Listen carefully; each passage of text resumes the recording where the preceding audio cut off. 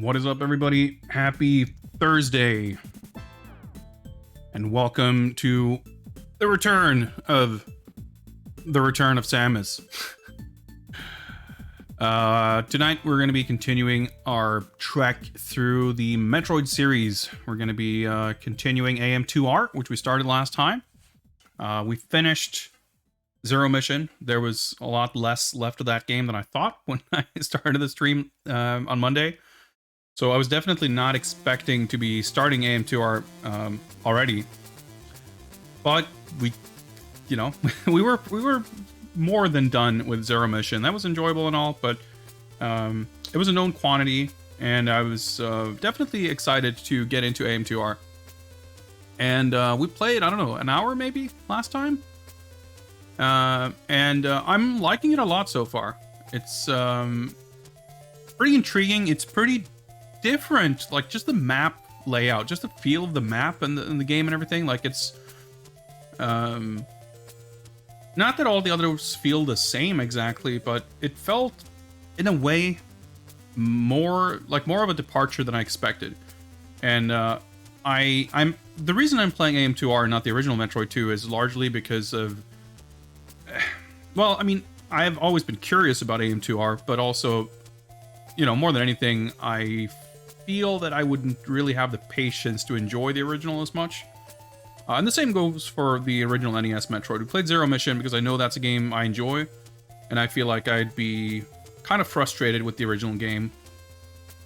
I guess in theory, I would have an academic interest, if nothing else, to have played both games, just to have played them.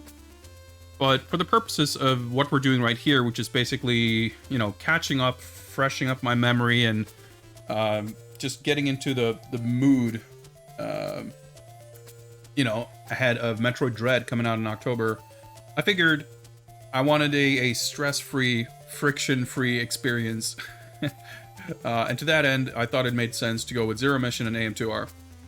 And, you know, it's been enjoyable so far, so I feel pretty happy about that choice.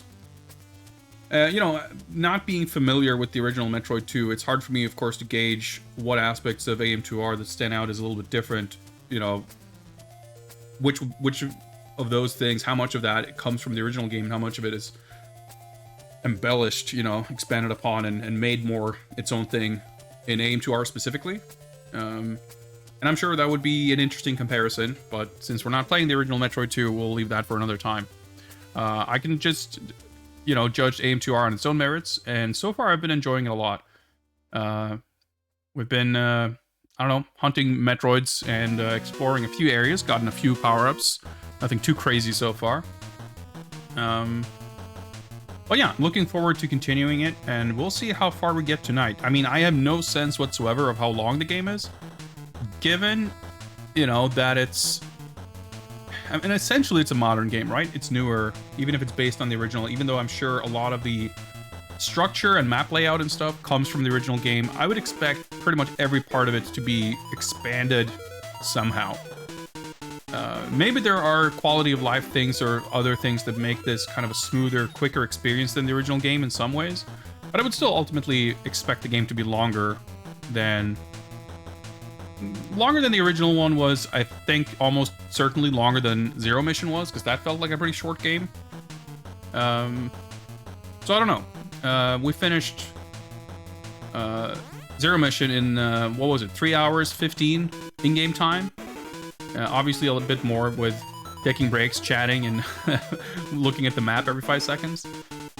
But I'll be curious to see what the finishing time is going to be for all of the games, actually, just in terms of comparison. Now, of course, I'm going in completely blind on this game, having not played any version of Metroid 2, so I suppose that's going to inflate the time a little bit too, right? So, we'll see. Long story short, I don't expect to finish tonight, I guess is what I'm saying. Before we get into it, I do have some other updates for those of you who haven't been following my Discord. I have mentioned on previous streams that I have some packages coming in the mail. And it appears that both of them, one box of action figures and stuff from Big Bad Toy Store, and one box of old games and books and stuff from Surugaya in Japan. Both of them seem like they might arrive tomorrow. Hopefully. At least one of them should definitely get here by tomorrow. And that means we should be doing some unboxing on Saturday. Now, if both boxes get here, I feel pretty confident in saying that we will not really have enough time to unbox both of them on Saturday. So maybe we'll do one Saturday and one Monday, or we'll see how we handle it. But once I have the stuff in hand, I'll be able to kind of confirm and make an announcement. So I'll let people know by tomorrow on Twitter and Discord exactly what the plan's going to be. But expect an unboxing stream on Saturday, I guess. Mystic Soda, what's up? Welcome, welcome. Yeah, I've been playing it for like an hour or so, and I'm enjoying it so far, for sure. It's kind of interesting. It seems very well done. But, I mean, that's hardly a surprise. It's not exactly... you know, it's not exactly a secret that it's a good game and that it's well made, you know?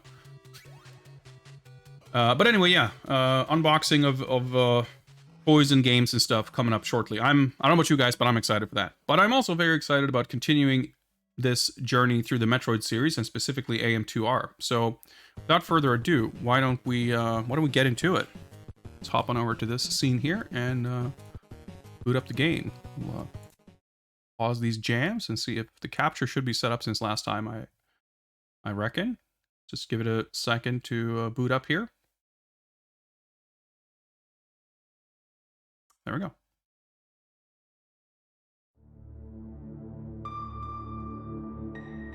Hopefully audio levels are fine.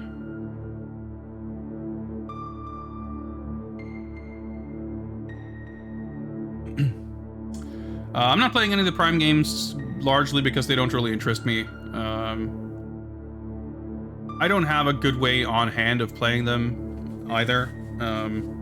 Well, technically, I guess I have my GameCube and Prime 1 that I could hook up. But no, I never had that much interest in the Prime games. I played Prime 1 a little bit, and I just didn't really get into it. Didn't really click with me. I think they seem like fine games, but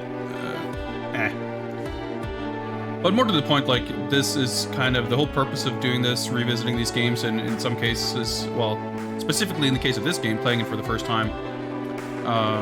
It's more about getting into the spirit of the 2D Metroid games in anticipation of Metroid Dread.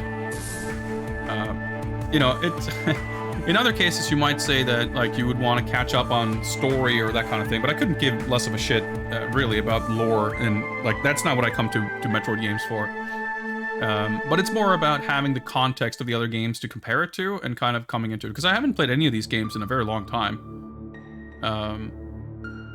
So it's yeah, I just kind of wanted, because if I didn't play these games now, playing Dread I'm sure would make me want to play them. So we're just getting it out of the way, and I don't know, hopefully building a little bit of excitement for that.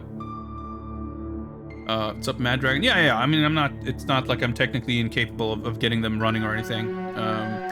It's just, I literally don't have them set up. But also, like, I want to have time to get through these games, and if I added another 3 or 4 or 5 or 6 Metroid games to this pile, I'd have to keep a more stressful schedule to to make it in time for October, I think. I do have Other M, and I actually really do want to play that at some point. I know it's much maligned, but I would say this: I'm a lot more interested in Other M than the Prime games. That's not to say that I think it's better. I just think there's more. I have more of a personal interest in experiencing what that game is like, because I feel like I haven't really seen enough of it to have a great sense of how it really actually plays. I mean, everything that people complain about, at least what people complain about the loudest, have very little to do with what the game actually is. It's all about the story stuff. Which, don't get me wrong, from what I heard about it, it sounds absolutely like something you should complain about. It sounds terrible. But there's still a game in there too, and I'm sure I would not be able to fully divorce the game from the bad story stuff, especially since, from my understanding, the story stuff is all unskippable. It's all like unskippable cutscenes, which is, even if the story was good, having the game full of unskippable cutscenes would be egregious to me. But if it's also bad, I don't know, that sounds rough. But I'm still curious to play it at some point. Like I mentioned, I have it. I just ought to like set up a good way to play Wii games. I know that I've definitely heard specific mechanic complaints about the game too. So that's kind of why I corrected myself and said what people complain about the most loudly for sure is the narrative aspects. But yeah, like I said, I'd still be curious to check that out. But we're, unless we end up in some very particular circumstances where we finish all these games and we still have like several weeks to go until Dread comes out, and I'm like just really jonesing for more Metroid, maybe we might check that out then. But even then, that's a bit of a stretch. I think I'd leave that for I don't know, the future. For the present, however, let's continue this game. Right, so we came from the left here. We just went and got some kind of upgrade. Did we get... Oh, I think did we just get the spring ball? I think we might have. We might have just gotten the spring ball. Alright, so looking at the map, trying to figure out here, we kind of did everything that seemed immediately apparent over there on the right in that golden temple thing. We went back down here, and this area, obviously, there's a bunch of blank spots on the map, so we should probably take a look around here before we leave. Oh yeah, there's those like, yeah, actually, that's maybe the spring ball comes in useful for that. So those like vertical, whatchamacallits, tubes across that green hallway. I guess we're gonna go through there at some point. We may also go down here to the right, maybe? I don't know, but let's take a look around this area first. Let's see if I remember any of the controls.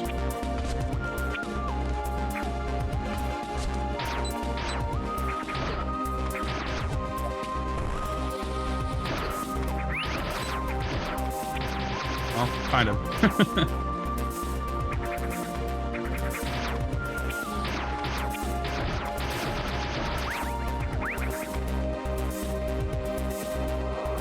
Oh yeah, these things are like in the way when you're doing the spider brawl, whatever.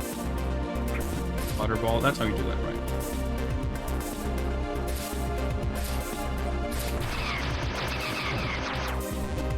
Well, we didn't go in here, I guess.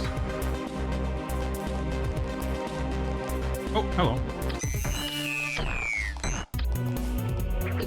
Alright, so in case you're just joining us and are unfamiliar with Metroid 2, even more than I am, we're on the Metroid's home planet, and we have a little hit list. Wow, this is going great. I need to lure it out, I guess.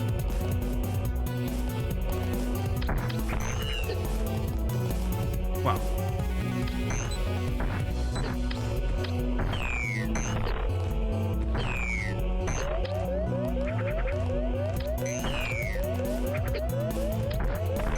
Oh my fucking God. Wow, that went really, really bad. Oh yeah, let's... Oh, that's satisfying. Alright. So you can see there on the top right, there's a little Metroid icon. It says number 4. That means there's, I guess, 4 Metroids left in this area. You can see there on the bottom right, there's 4 in this area and 39 total. The Metroids look different than you might be used to, because they're, what, alpha Metroids or whatever. The Metroids we're used to seeing, the way they look like this, are like Metroid larvae. All the expansive lore here. Oh yeah, I guess, well, technically you can bomb your way up here, but whatever. Interesting. But here we get these, like, evolved, armored Metroids. Thankfully, don't require you to freeze them, so that's nice.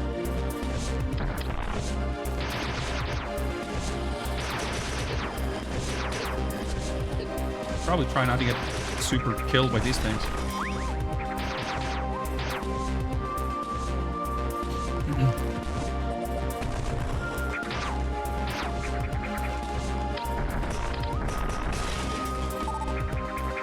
But yeah, we're just like the game. That's always kind of the only thing I really knew about Metroid 2. Change to the left there. That the game sort of presented slightly more open-ended. Okay, I guess he left.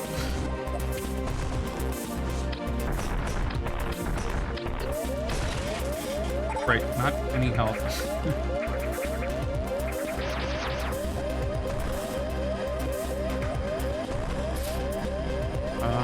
That seems like it might hurt me. It's just gonna... Okay, come on.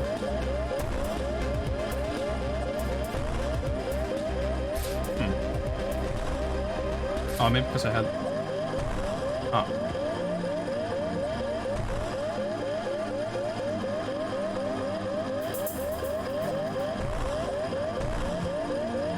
Okay, that's neat.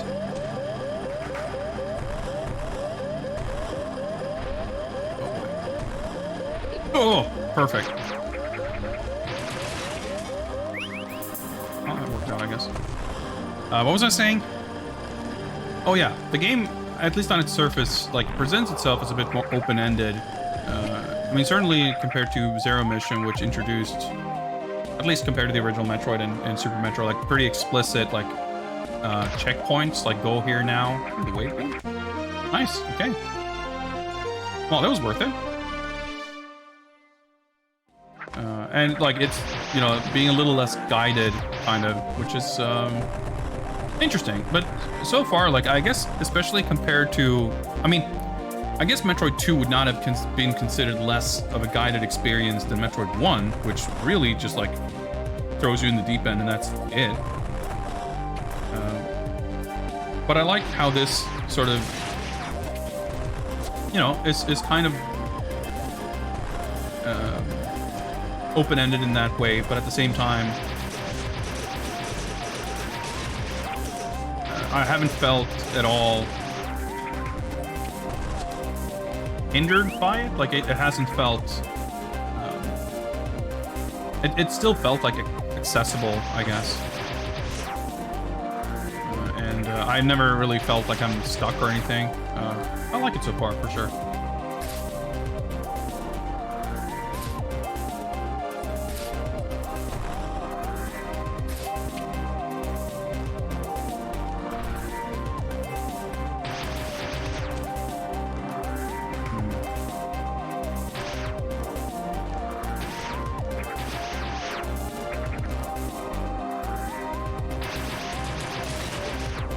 Sure what those things are, but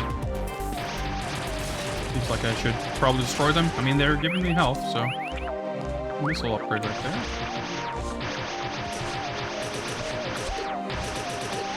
I guess I didn't need to climb directly into that thing. Oh, there we go.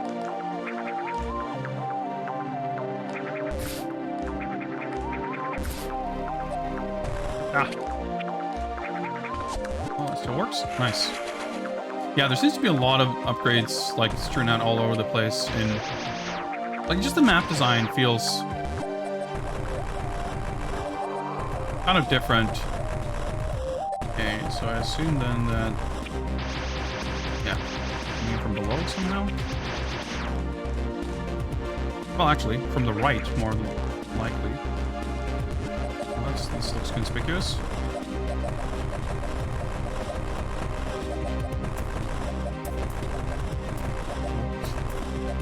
Looks conspicuous, but there we go.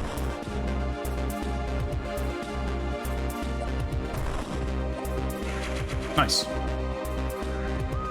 Missile tank acquired. Thank you very much. There we go. There's the button. Health would be nice. Hope I don't run into any Metroids. Whoa. Hey, Lamsar, what's up? Oh, this is just for like getting up, I guess. I'd say, might as well.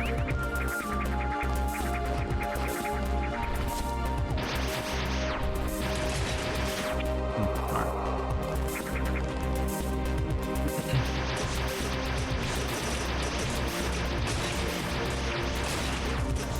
Thank you. Health. Nice, not down to my final energy tank. That's always nice.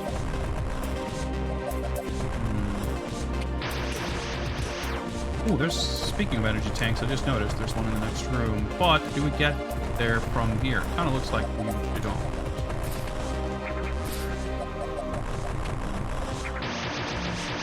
Would appear not. Well, there were definitely paths to explore to the right, so let's go do that.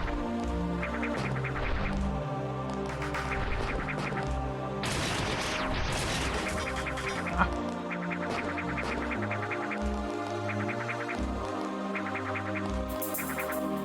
Wait, how did I...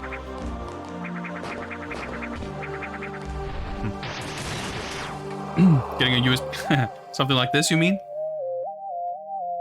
Yeah, this is... I haven't used this controller that much. I guess because I haven't been emulating a lot of Super Nintendo or equivalent.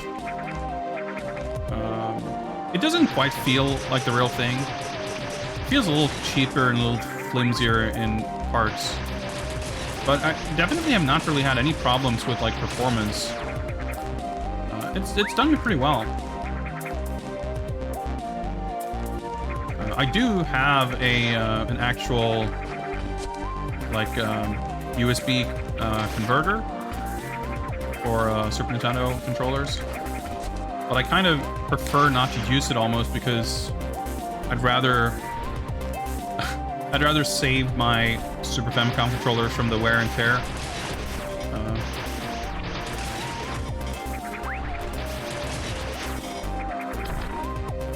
This should lead us to that. Oh, wow, okay. Oh, shit. Man, for some reason, I don't know if it's just because I haven't played this game before, so I don't go into areas with the expectation of like, oh yeah, now we're coming up on this, whatever. Like, but anytime I get an upgrade, it always catches me off guard. Like, oh shit, we're just getting upgrades here, huh?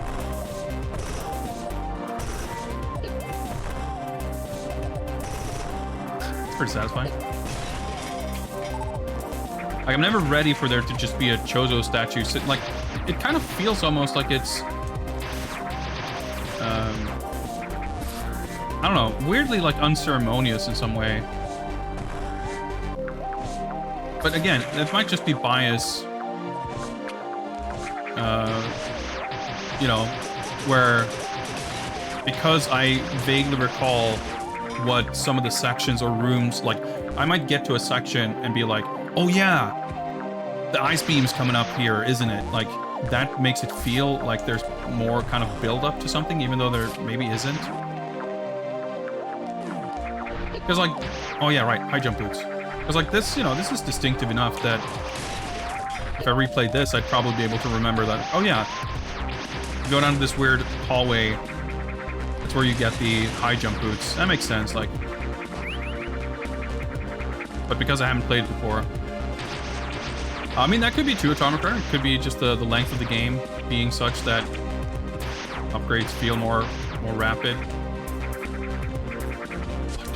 Dude, it's so nice. So we definitely, there were definitely places where at some point on the map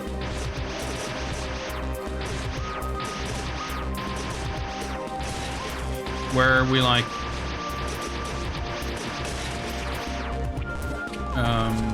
we couldn't get up, even though, oh, okay, maybe that,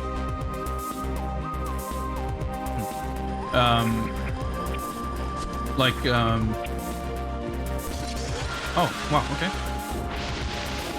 Huh. Cool, not what I expected, but cool.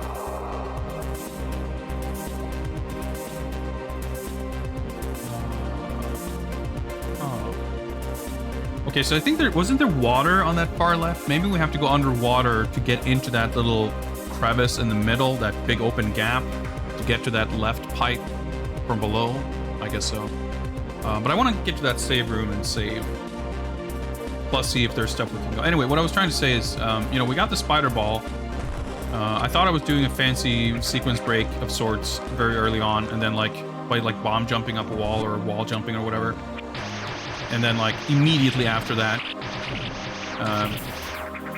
which would have been immediately before that if I hadn't done things in the backwards order. We just got the spider ball, which allows you to crawl along walls in ball form, which is a really cool power-up. Now, obviously, oh yeah, there's the water. Obviously, the spider ball trivializes certain things that would have otherwise have been tricky, navigation-wise, but it doesn't make it so that you can go anywhere, you know, just fully freely. Because they still put, like, spikes and obstacles and stuff. Not strictly remembering what any of those things were, any of those places were. At least now that I have the high jump boots, it's possible... See stuff like this. It's possible that there are places that would have been off limits that are now available. That does not seem to be what's going on here, though. It's just a bunch of lock... Oh, okay, yeah. See that thing? Actually, this might be one of those cases. Yeah! Right, because we couldn't get up here before. Oh, new area, I guess. New music, at least.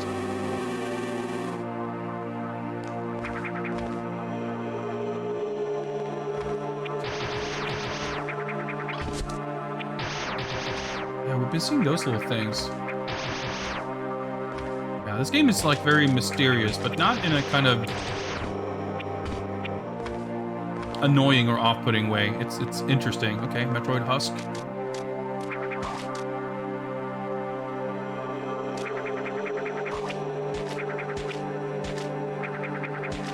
Seems like a not great area to be fighting Metroids, but we did just save.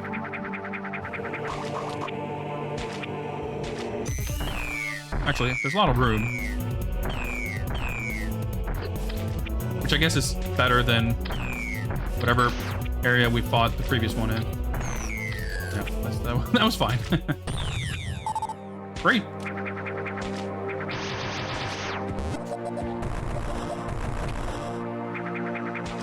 Okay, well, nice. We got that taken care of then. It's a cool thing too, like, you know, I never know where to expect Metroids exactly. You just kind of wander around and... Like, that's a nice thing, I guess. Like, you just... There's, like, a pretty constant feeling of progress, because you kind of just bumble about, but... I've yet to feel stuck in any way. Wait, there's an item there. Figure that out.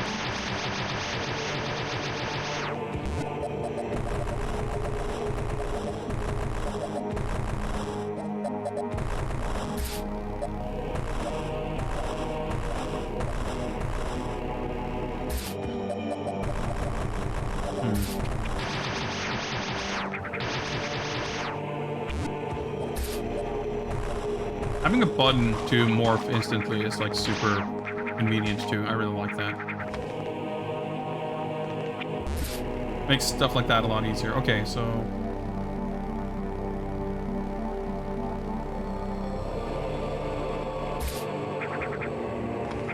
I wanted to do that.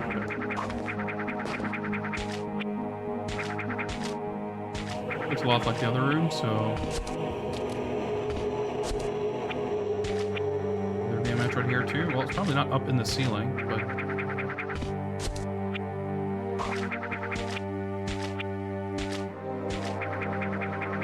oh, well, there we go.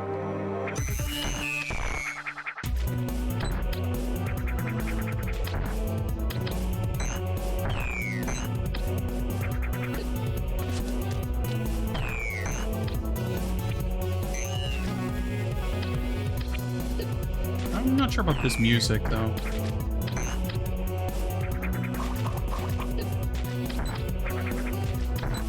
Whoa, come on. Whoa, whoa, whoa, whoa.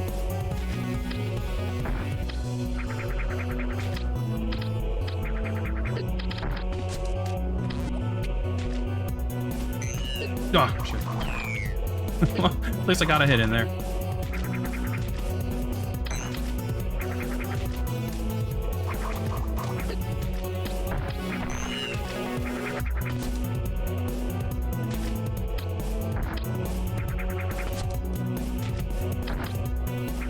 Getting my buttons mixed up. Well, luckily I have 76 missiles left to figure this shit out.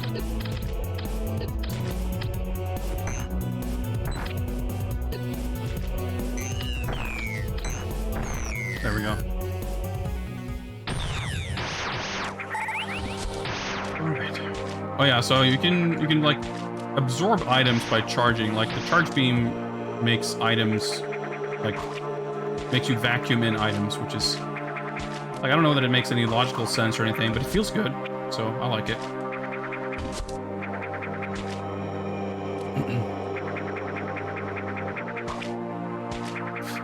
Jumping. All right. Good. Okay. So 2, and yeah, I guess this is still the same area.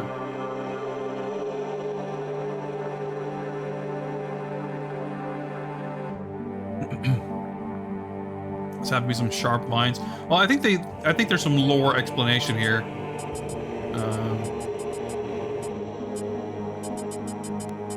Is there something somewhere? I forget. Whatever. I think there's some like some parasitic something going on. Like I don't think they're purely just spiky thorns. I could be wrong, but whatever. It's a video game. It's fine. Yeah, Lemonsar, definitely. Like we're fighting the same exact Metroids, but these fights are a lot tougher than some of the earlier ones on account of the environment, for sure. What's up, Mr. Food? Well, that's true, but that's just a video game convention that you don't question at all. I suppose what I mean about it not making sense isn't so much about the physics and logistics of it, more so that it was something they just added for this game. Maybe it was in the Prime games or something. I guess I wouldn't know. Oh, that looks a little different. It's got little thingies. Oh, it's from Metro Prime? Okay, cool. Well, there you go then.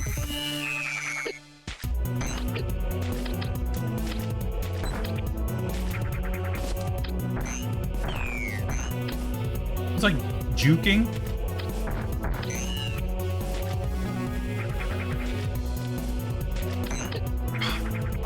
Whoa, whoa, whoa.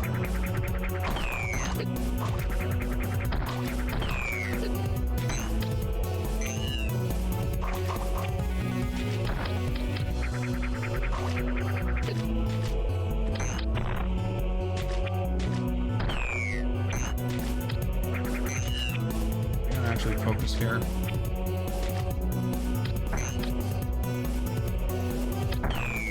It's like yeah, it's like actively dodging the missiles.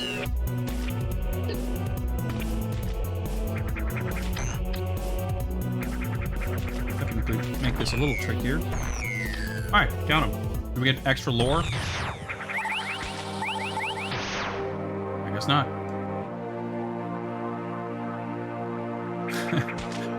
You know, my main recollection of the few minutes I spent with the Game Boy Metroid 2 is that the entire game is incredibly claustrophobic. And I was mentioning that when we first started this. Like, I'm curious how much... Oh, well, there's the last one, I guess. Interesting. Let's read the log!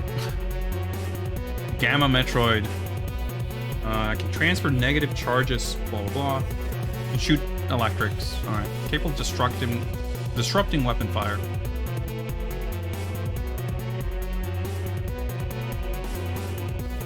Alright, so it can grab me and... Okay. I see.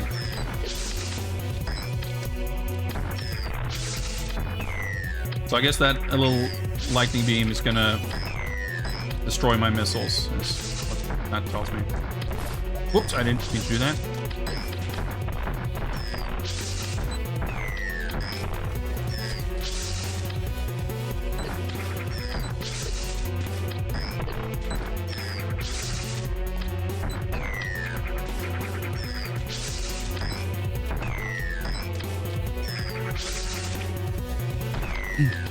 But yeah, like, I wonder how the scale has kind of been...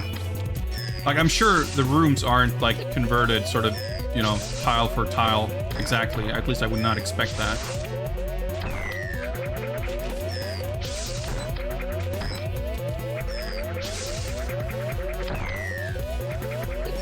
Ooh, that's a bad jump. Okay, next hit, I'm dead. So is they. Alright, so are they? There we go. Oh, I'm alive. Okay, wait, so that there's still a 1. Did that is that a bonus Metroid? Well, I guess the number there isn't necessarily strictly speaking, number of Metroids left so much as number of scanned Metroids. I don't know. Yeah, we clutched it out somehow. But yeah, like I would expect a lot of the map layouts to be sort of a loose approximation. I mean, I suppose I expect that's kind of how I would go about it. I don't know.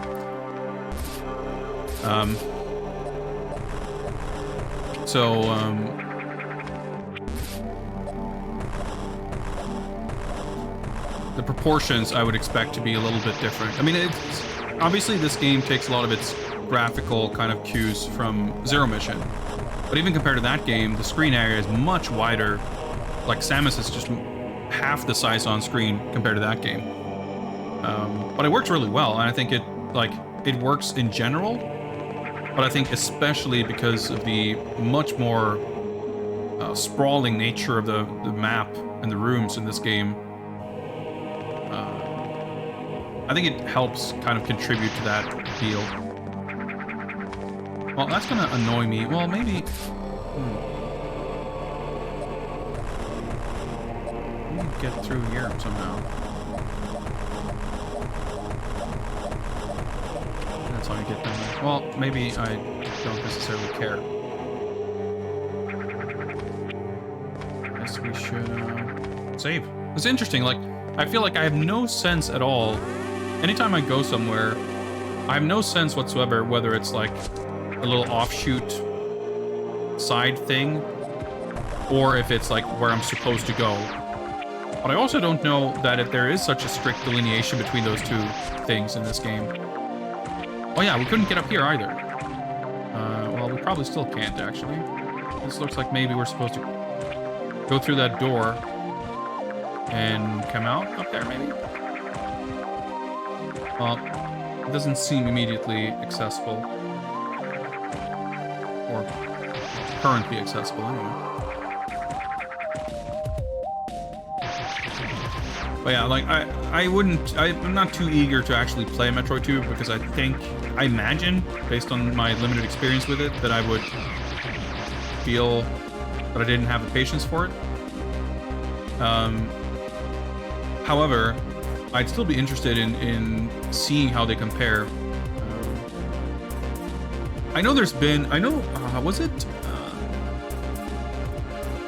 it Game Maker's Toolkit, maybe, who did a video on comparing this game and the 3DS remake? I remember seeing some kind of videos on that, like comparing how they adapted some of the stuff in the original game.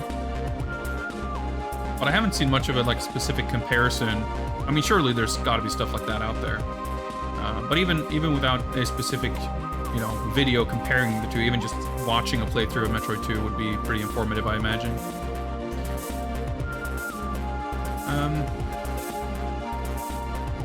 Or, obviously, I'd still be interested in playing it at some point, but definitely not at this juncture. GMTK did a video. Okay, yeah. I thought it would be just because I feel like I don't necessarily routinely watch a lot of other channels that would have done something like that. And I know he did a bunch of videos on like Metroid map design and stuff. So it makes sense. I'm interested in the 3DS game too, for that matter, at least, hypothetically.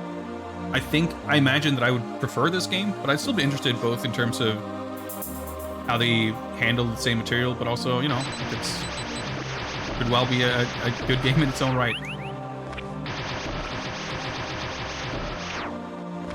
Regardless of how I feel about Mercury Steam. But I mean, I've heard enough good things about it that I'd be interested in checking it out. I'm not necessarily expecting that it's bad. But the last game of theirs that I played, Castlevania Lords of Shadow, Mirror of Fate, was really bad. So that's kind of the... I'm not saying that I expect Metroid to be the same, but that's kind of how I'm calibrated. And I mean, I'm more than happy to go in with low expectations and have a positive experience, because it's not what I fear it might be. I mean, frankly, it's the same thing with Dread, of course, because it's still the same developer. So we'll see.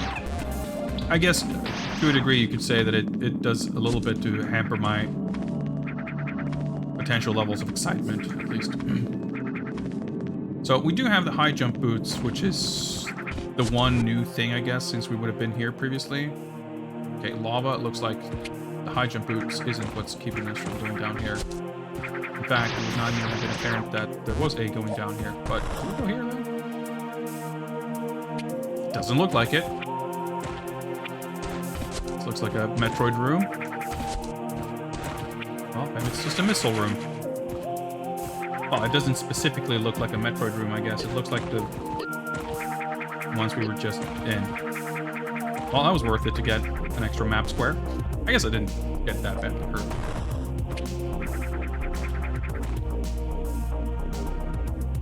Okay, so there's that room with the circle up there.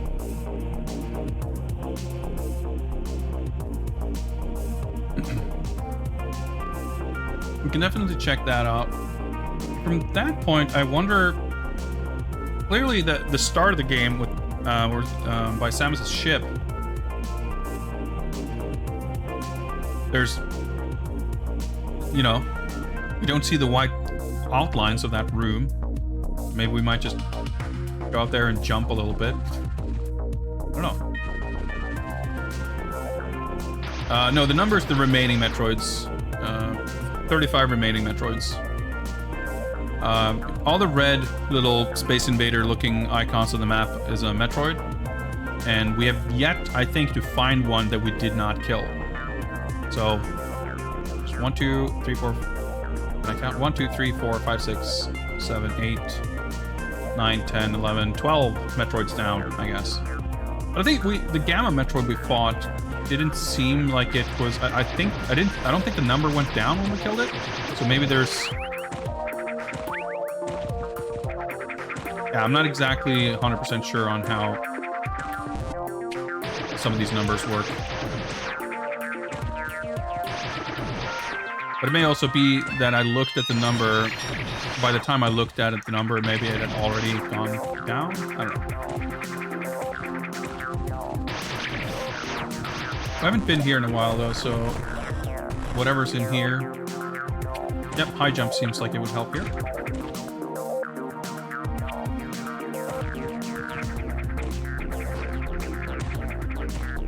Or not. Huh.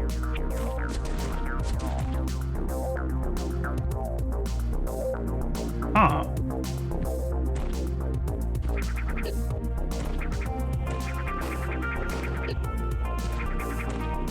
It kind of seems like you don't really get to land.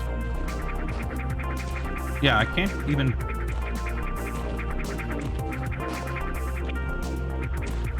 Okay, no, I can technically jump. Just extremely tight. And even then, where would I jump to? I have a feeling that there's some kind of upgrade, unless...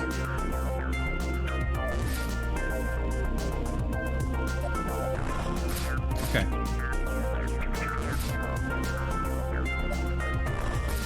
Whoa, okay. Alright.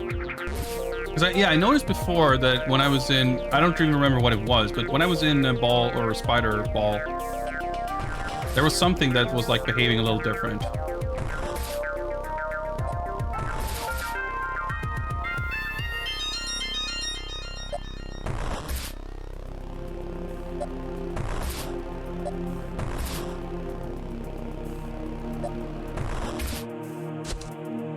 Interesting. But there's something else.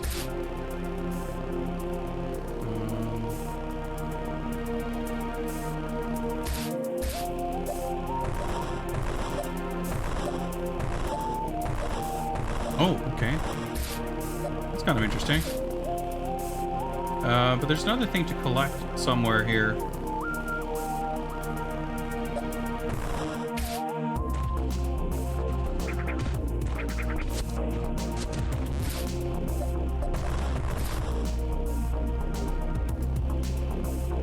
See if we can figure that out. Oh. Ah! Nice! Okay, well, I guess this was fully superfluous, but it's numbers going up and missiles going up, so that's nice. I was kind of hoping that would lead somewhere, well, somewhere, period. Okay, but I guess probably there's something maybe to do with those tubes then in that green section, in that the waterworks or whatever. There might be something there. In that vertical shaft on the far left somewhere where we went to fight those Metroids, there was a gray door, and at the very bottom there was this circular, well, it's not exactly circular, but this kind of thing that looked like it had a slot for you to fit as a morph ball. Although I haven't figured out a way to interact with them. That's probably not what you do, but there's like some kind of interaction there, clearly. I don't know if I'm missing an upgrade or if I just haven't figured out what you're supposed to do with them. But that was not the only one of those we've encountered. There's one like that someplace else, but I don't remember where it was. Probably somewhere over here, if I had to guess.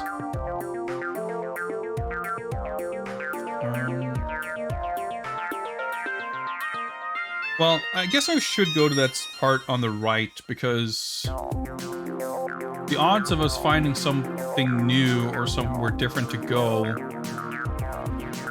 up by the actually, fuck it, let's go up here just because I don't remember what things look like here, really, and it should be pretty quick.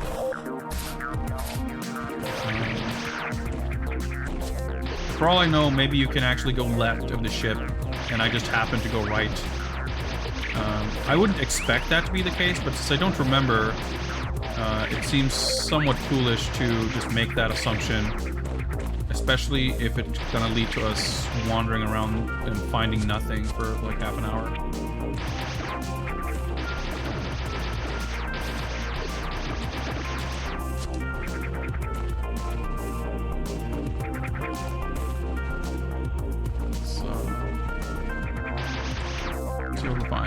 Oh yeah, there used to be like lava, you're right, this is at the very beginning. Okay. To the right, I guess?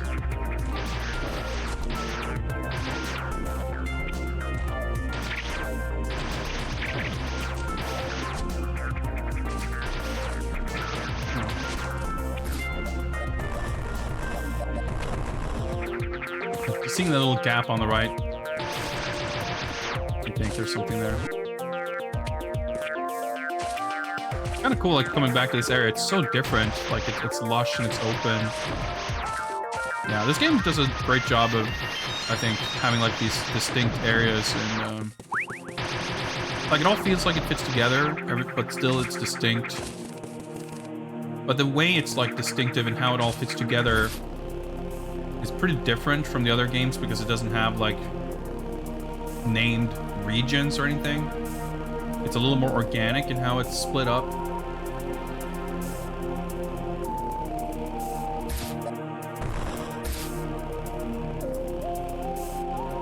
But even though it's all like one, like you're not taking the elevator to a literal... Whoa, okay. Fucking vacuum of space hurt us? Yeah, that was unexpected. Yeah, it just like gives a very different vibe. Ooh, you can go to the left, kind of. At least I could have gone here to see this corner. And yeah, I figure there's obviously going to be something here at some point, right? It makes sense that we didn't find any of this previously, but hey, once we have the spider ball, I guess we could go up here. So, yeah, okay, that wasn't... Oh, okay, yeah, one of these again. So, yeah, these flying things and their little babies, they seem related somehow to the Metroids, but I don't understand how yet.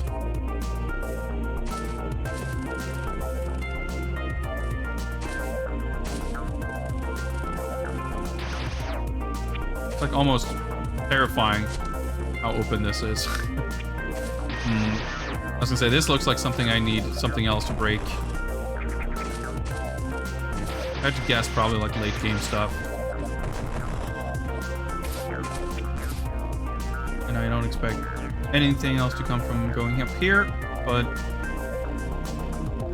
at least the map is going to be a little more complete and we have a better sense of what this area actually looks like.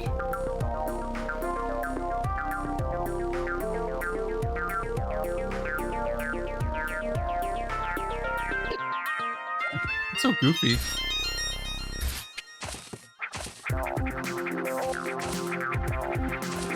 Just fill out just a tiny bit more of the map.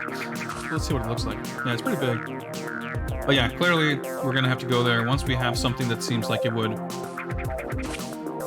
shatter crystal.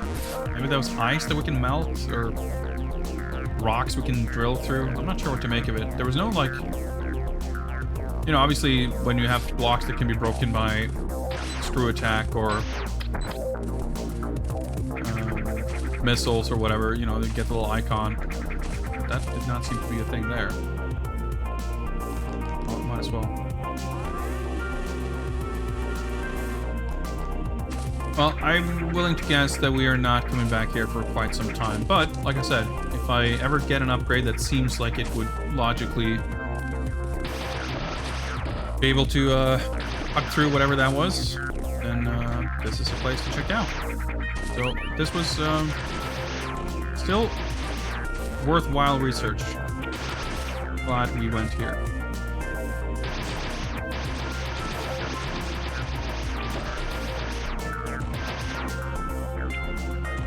Does not seem worthwhile to go to the left there, though, I imagine. Yeah, there could very well still be more stuff to do here, but we definitely did not go to this area with the high jump. Now, obviously, there's nothing immediately unexplored on the map, but that doesn't necessarily mean anything. I mean, there could even be legit hidden stuff that we just happen to find, so...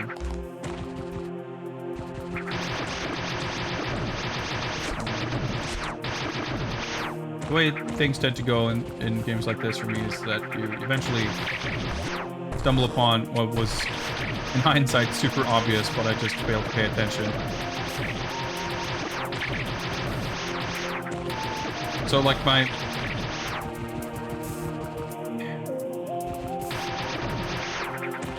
kind of gut instinct tells me that probably we didn't have to leave that area on the bottom left. That's, like, where we still need to be. But because I can't rationalize that pointing to a specific avenue of exploration, my kind of default go-to is just to home through the entire map.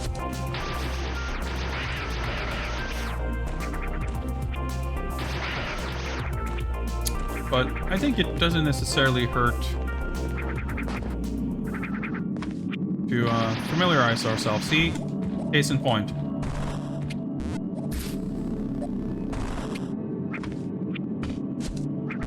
Oh, these are like blocks that stay bombed. Good. So, I guess we know that power bombs are a thing in this game. And I just realized this game's map does not actually show you the door colors like Zero Mission does. Because in Zero Mission, whenever you find a green or yellow door or whatever, it actually shows it on the map. This does not do that. That would have been a nice thing to be able to mark. But yeah, I remembered actually, when I saw it now, I remembered thinking this little design seemed conspicuous. Alright, well, we found something. I'm not sure about a new area, but...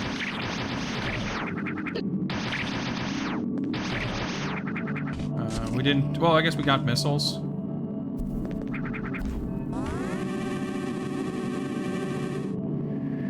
I was about to say we didn't get anything, but it's not technically true. Well, it doesn't look like this would lead anywhere beyond these METROIDs, but...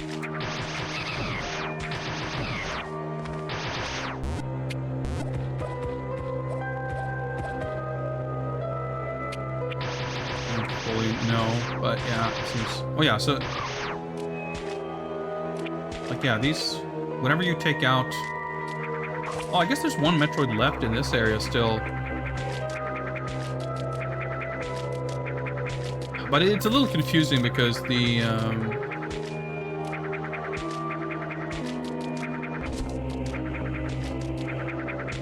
when it says one Metroid left, it's hard for me to know exactly what region that encompasses, because whenever you get those numbers or you have this little scan thing where it's like the game tells you like, oh, bioscan in progress, blah blah blah, getting updates. Like you can transition into a new tile set, you can transition into new background music, you can get that Metroid scan info, and all three of those things might happen like in different rooms. Like you're traveling in the same direction, and all those three things happen in like sequential order. So it's not super clear at exactly what point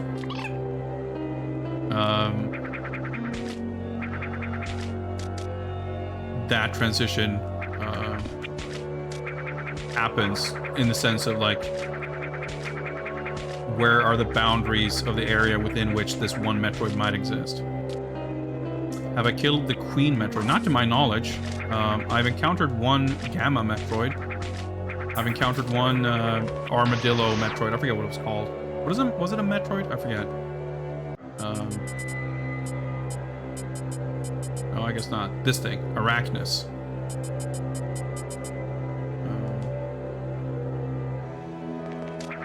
But please do refrain from like outright spoilers or telling me where to go.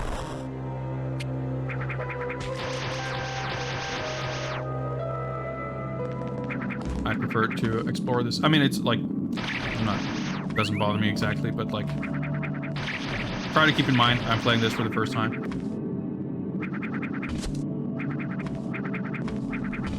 Yeah, I'm not very far into it at all.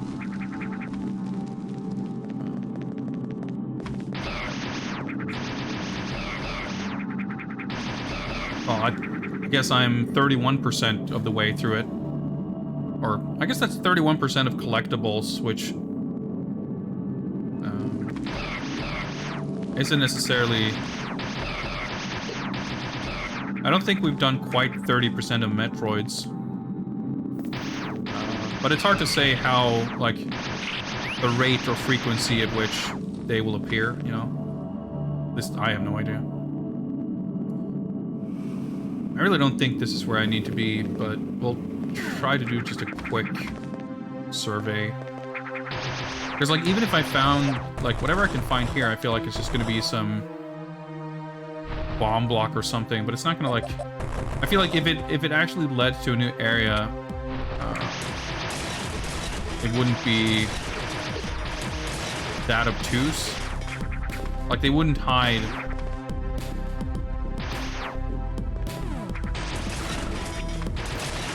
like, progress that I need to make. Like, if there's a place I needed to go, I feel like the doorway would show up on the map. That's kind of my expectation, at least. So, well, like I said, I don't super mind just coming back here to kind of refresh my memory on what this place even is and what it looks like, but my feeling on whether this is someplace I have any business messing around in is, I wasn't confident in it to begin with, but even less so now.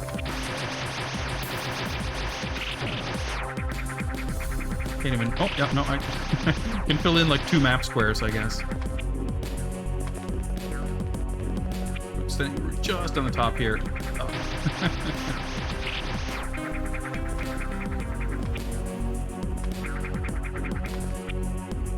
There we go. Well, okay. Oh yeah, it must be 7 o'clock. Or past even. Alright, let's peace out. Let's, I guess we're going back to where we started. At least there's a bunch of doorways there, even though... Well, actually... not that it would help, but like I said, there was one of these little things that looked like a little slot that you could roll into or something.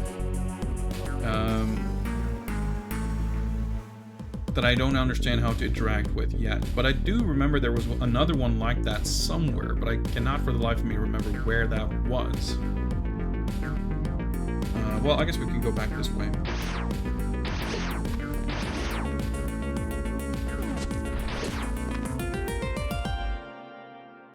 Just go down here. See a few more rooms here. assuming I can't go through here. Yeah, this was like, oh wow, we just got the bomb or whatever. This was like the first area pretty much after the beginning. Yeah, alright. Well, I got to satiate my curiosity at least. For all we know, that number 1 up there for the Metroid is something we can't get to for a long time.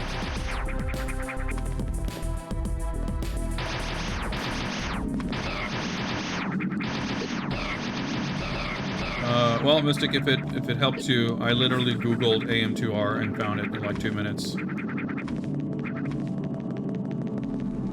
But I guess I found, like, what I looked up was, there's something called the AM2R launcher, because it's like, I guess it's like being kind of updated by other people and whatever, and, it's like it's a front-end launcher kind of thing. And you need to sort of supply a specific version of the game for it to fetch updates to that version or whatever. But I found that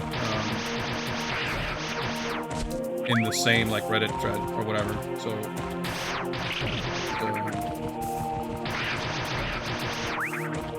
it's out there.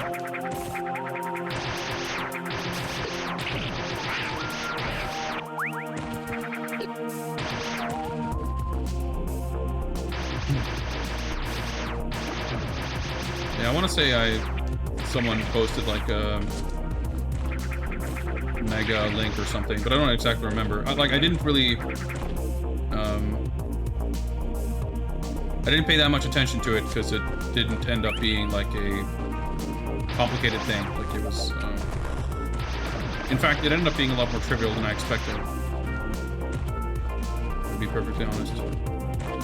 But I hear you. I mean, I'm not like, I'm just saying, like, I was able to find it, and I feel like if I was able to figure it out, anyone could. But sometimes things can just be a little more tricky and annoying than what you're ready to deal with, so I can't fault you for that.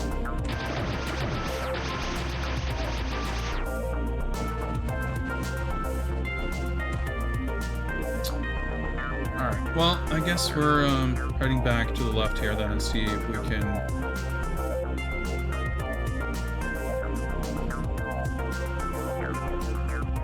I'm seeing one particular avenue that I'm not can't remember.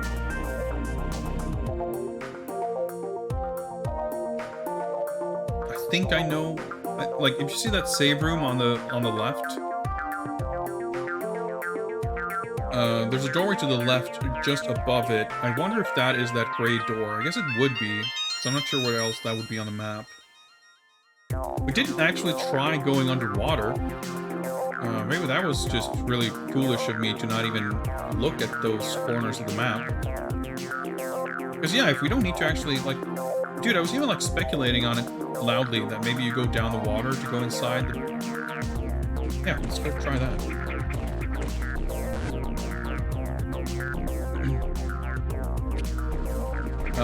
Dynamite, if you're asking me about the version differences, I have no information for you. This is literally the only version I've ever seen or played, so I have no idea what is different. But I think there's like I said, there's like community kind of update stuff, which I think mostly added quality of life stuff. But I think there were some, like, they added some art stuff, and yeah, there might be some more kind of post-game unlockable type stuff, like the randomizer thing. That does sound familiar. I guess some of the things that would be added wouldn't necessarily be the things you pay the closest attention to if you're coming to it as a new player anyway, you know? I don't really know. I mean, I'm just playing whatever version I can get my hands on, I guess. Alright, so we just saved anyway, so let's take a look and see what's down here. Okay, so this looks interesting.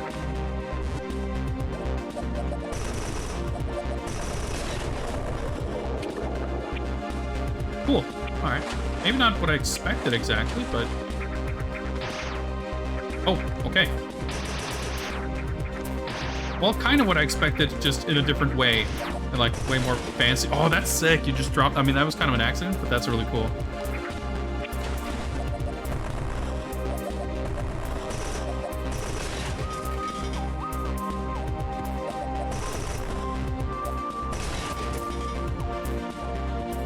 Right. See, that's exactly what I said. Like my gut instinct tells me that there shouldn't be, like, there's no reason. The game is giving me no indication that I have any reason to get out of this area.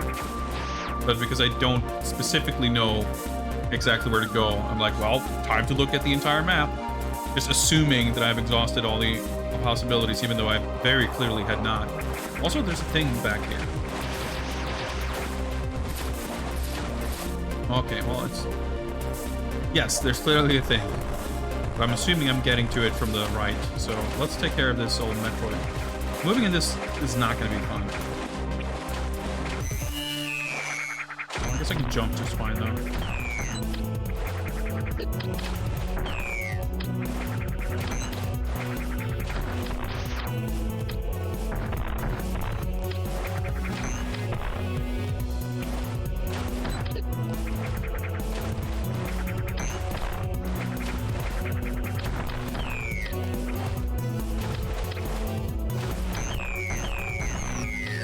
Satisfying. And indeed, that's the thing that's going to lead me right back to that other pipe thing. Oh, okay. Didn't even need to bomb.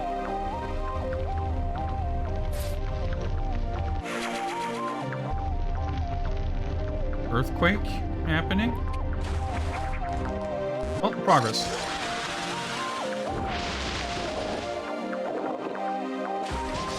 Nice. Okay.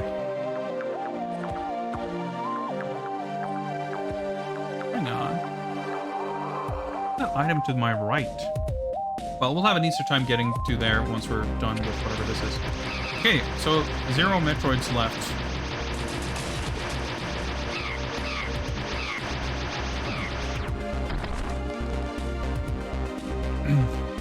Bunch of soft locks fixed. Interesting. Huh, okay. We'll have the chorizo here.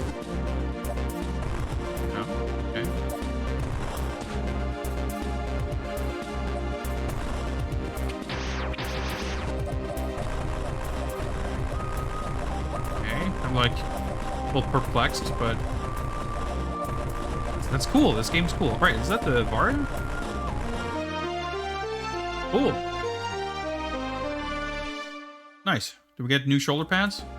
Oh, sick. We get a fucking pension sequence. All right, that's sick. Yes, we have our fully powered up shoulder pads. Sick. Well, that's interesting.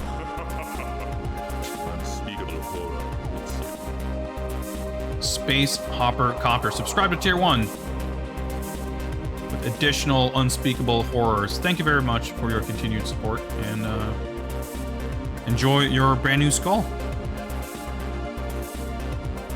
If you have one, I guess. I don't know. You should, unless you have some different thing, I guess.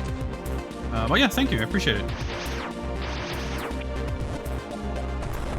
But yeah, like there's every now and then there's like weird rooms and stuff, but this game has had some like pretty cool set piece type stuff, so that's nice. So okay, having Varia's suit, I guess that's like regular lava that we found before. It's not like extra hot lava. Ooh, that's interesting. So we should be able to go down that lava, but there was like a earthquake type thing going on here, it seemed like. The screen's shaking anyway. So I wonder if there's maybe been some kind of seismic shift somewhere that's going to affect where we can go.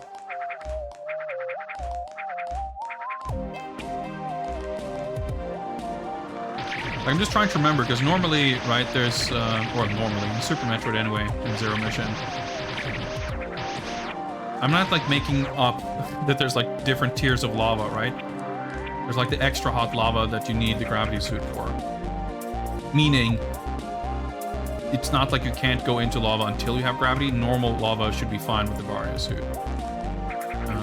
Let me just make sure that this looks the way I remember it. Oh yeah, we got the charcoal skull, right? Yeah. and the very powerful Duke animated emote. Right, this is what I thought it was. Okay, good.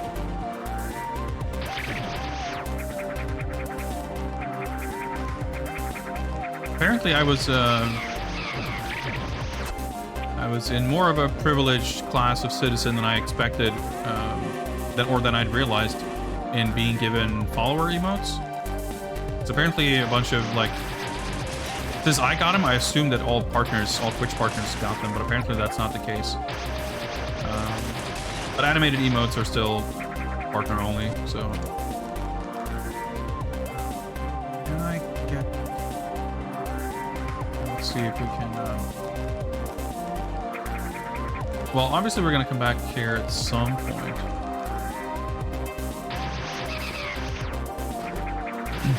Oh yeah, right, there's the acid too, I forgot about that. Is there a... Oh, that's not gonna work.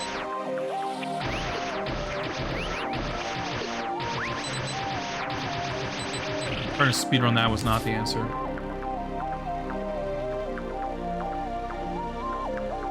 Yes, okay, I just wanted to check.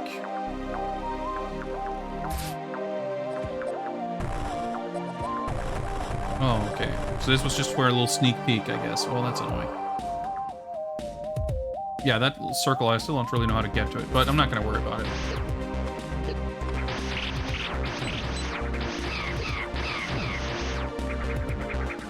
Finally have an upgrade where we have a clear idea of where we can use it to progress to an area we have yet to explore.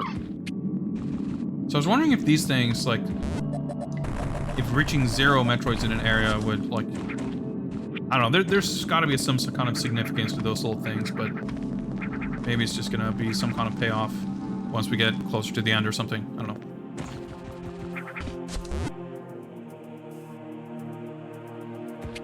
Well, I guess we won't find out about the lava because it already moved. I figured, well, I wasn't expecting that. I was thinking we'd get to take a little swim. Alright, okay. I guess not. But I actually did kind of want to confirm that that was the case.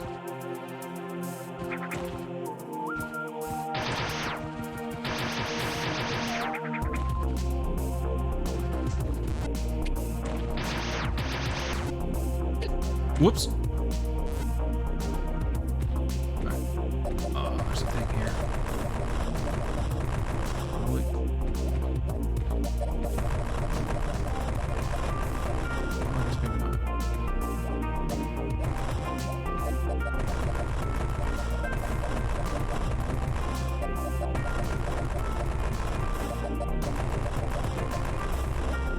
True Metroid experience. Okay.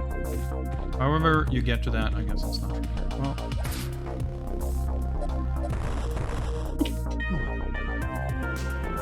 Ooh, boy. Excuse me. Oh, it's so weird. Like, the screen transitions don't happen at the very edge of the screen. Well, sometimes, at least. Scanning environment. Okay. So, yep, okay, 10 Metroids. See? So we're still in the blue area. Music hasn't changed. The number of Metroids. So, I didn't mean to do that. Okay, just out of curiosity, if I go here... Yeah, it still says 10. I don't know, maybe it's delivered to make it a little more ambiguous. I'm not sure. It's slightly confusing.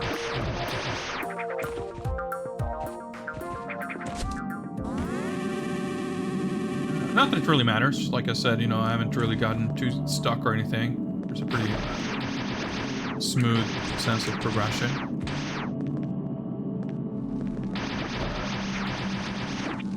Like, I guess I was expecting in a way for the map to feel like... I guess I was expecting the game to feel a little less structured than it actually does, in the sense of, like, just being... Actually, more like the original Metroid, maybe, because that, you know, obviously... I mean, I guess it has, like, Brinstar and Norfair, but kind of... Ooh, interesting.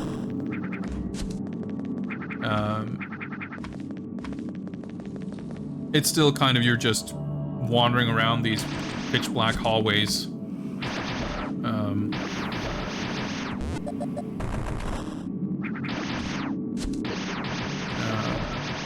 You don't have a map, and it's like kind of disorienting, at least for someone like me with a terrible sense of direction. And I guess just having this kind of perception of this game's premise of being sort of let loose to kill these Metroids in whatever order, like even if it's not strictly designed to let you go anywhere at any time.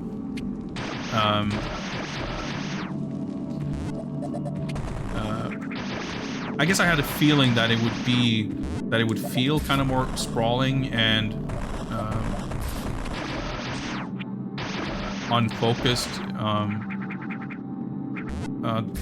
Right, okay, buttons.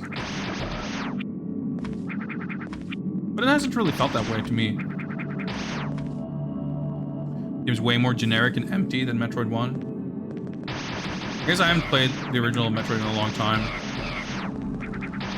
In my memory, it's like the different regions aren't like super distinct. I mean, this has a lot of kind of these caves and some kind of ruins. But between the colors and the music and the map at least being kind of segmented clearly. Oh, that's kind of neat. I haven't felt like I'm getting lost or that I can't tell what area I'm in. So at least from a, you know, finding my way around kind of perspective, this game is giving me a lot less trouble than I thought it might. Well, I guess I wasn't too scared about this version because I figured it would be pretty user-friendly, which is why I would want to play this over the original anyway. But I guess for the original Metroid 2, I would expect it to be rather not user-friendly.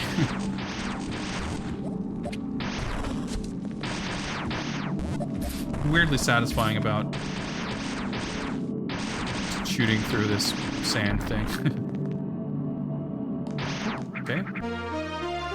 Space junk. Okay. Yep, we just... whenever we get an upgrade, I'm like never feel ready for it. Okay. Gray door. Oh, here we go. Got a little chorizo. Oh, that looks pretty cool.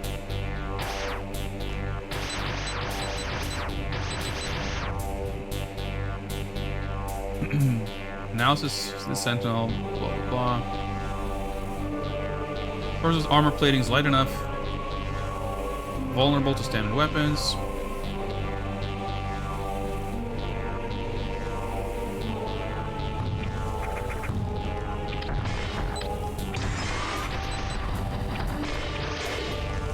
Oh.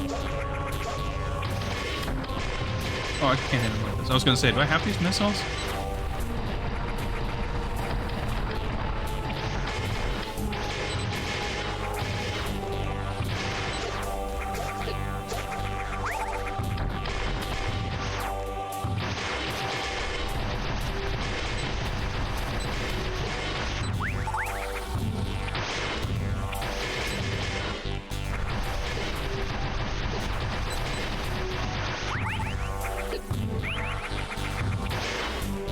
Given the fairly constant ability to refill here, I'm not super scared. Also, I have a lot of missiles, so...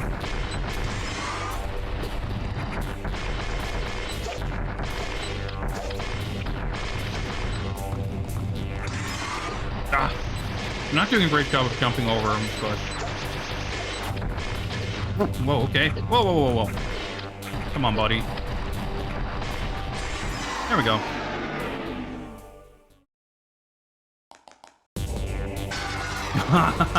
Or so I thought. Okay. Alright, this is pretty sick. Alright, really putting our space jump to the test. Oh shit. Spikes. Dude, I'm trying to...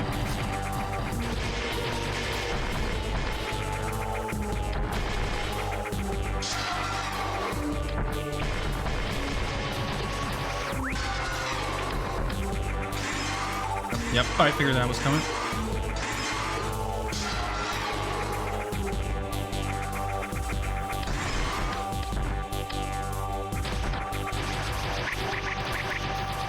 Whoa, boy.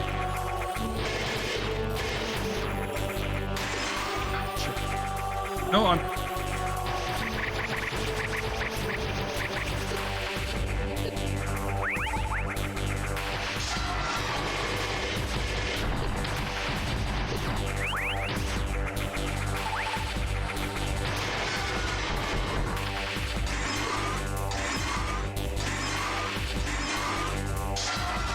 Seems like the safer way to deal with that. Ah! Base jump timing is weird.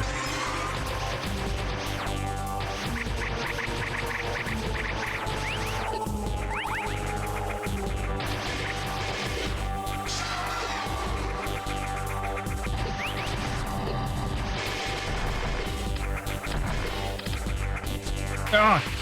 Leave me alone. Okay.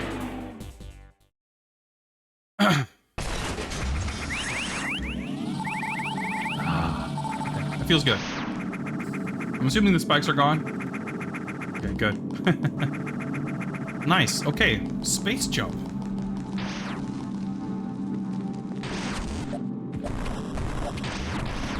I keep accidentally more falling. Oh, it's gonna help us here, I guess.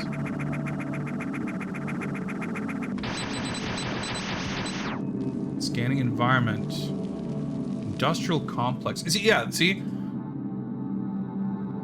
So I guess the industrial complex is where there's 10 Metroids.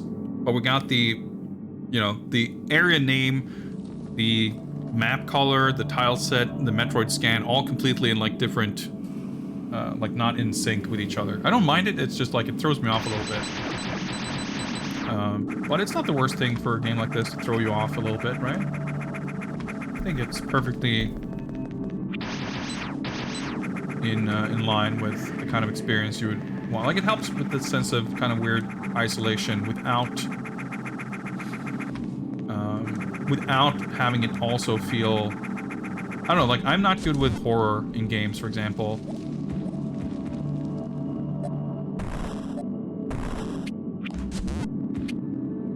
Oh, yeah, that's not gonna work.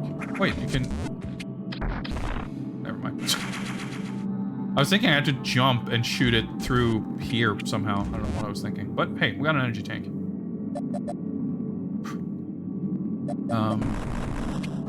So I think there's, like, definitely potential for there to be, like, a really legitimate sense of unease. Yeah, see those tiles on the left there? Like, I don't want there to be, like, too legitimate of, like, an actual, like, isolation and, you know, well, dread, you will. But, I think this game does a great job of, or like even the original Metroid, I guess I wouldn't necessarily describe it as fear or such, but like it's just there's an unease to the atmosphere that can be honestly just like a little too much. Like even though a lot of it comes from just the game from a mechanical standpoint being kind of unwelcoming. That's still kind of how that ends up feeling. And I reckon the original Metroid 2 probably feels more that way, again, on account of being very claustrophobic and just kind of awkward. I think this game manages to strike a balance between, you know, evoking that feel through mood and atmosphere without giving, at least me, like, what I would consider kind of the worst parts of that, sort of emotionally, so to speak. Whoa, okay.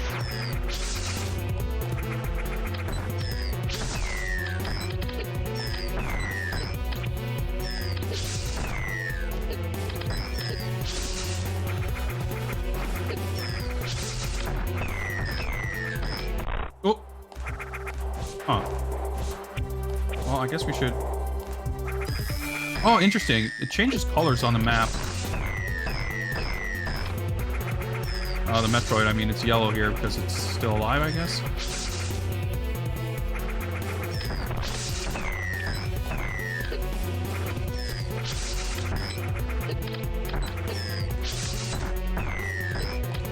fall down again, because I'm not sure if his damage carries over.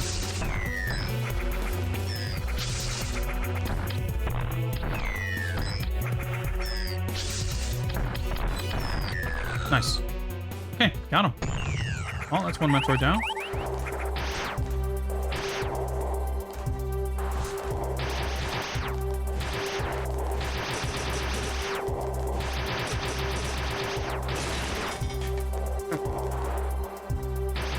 Yeah, I don't know what we're doing, where we're going, but we've seen some green doors, so the super missiles must be... Well, they might not be around the corner, but sooner or later we should be getting to them. Well, we've seen a couple of speed booster icons too, so I'd say those are both decent candidates for coming upgrades. And hey, here's an upgrade. And wouldn't you know it, there's the speed booster. Nice. Okay, cool. So the other speed booster blocks we found, they were also in this area, were they not? They weren't. We didn't see them long ago, at least, so... Oh, this is gonna feel weird, too. Like, just having a sense of, how much distance you need to build up speed booster speed. Just in you know, in relative terms to the screen size, I mean. Because obviously there's each screen will give you more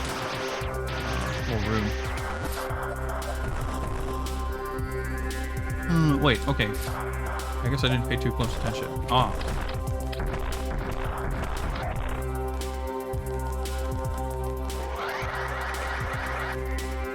Huh. I didn't keep momentum. Conveyor belts. Okay, we got stuff happening here. Whoa. So I need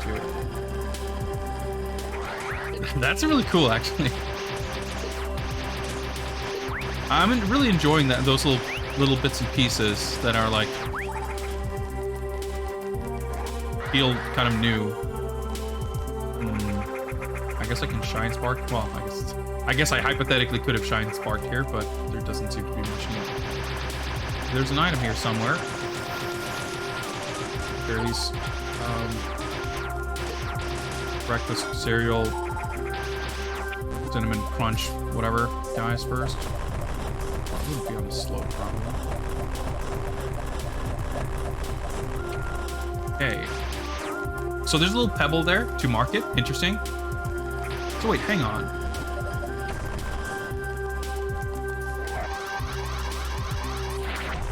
Okay, well, I managed to break it.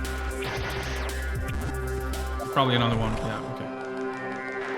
See, that's the thing. Like, this seems like such a short little space. But there's... the scale is just so different that it ends up being enough room. It's nice. It's always a bit of a hassle when you have to like figure out how to get enough room for like takeoff speed. Oh yeah, it's fully visible.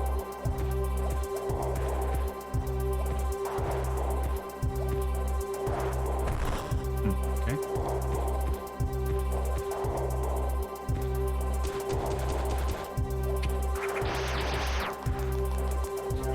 Getting something for our trouble here. Well, safe spot.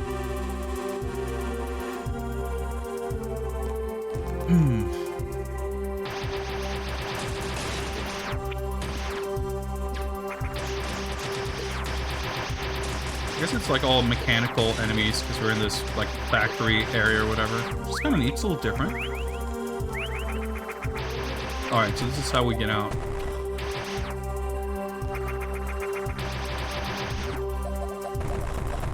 Speed booster. Okay, I bet. Yeah.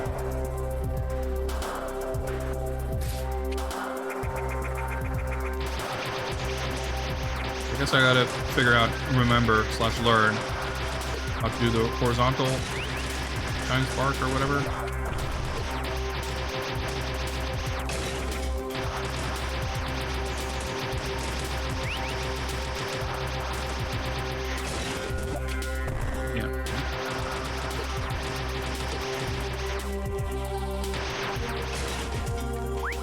I'm not in love with the way those enemies, little floating mech shrimp, don't immediately break. Slopes. I guess that makes it a little tricky.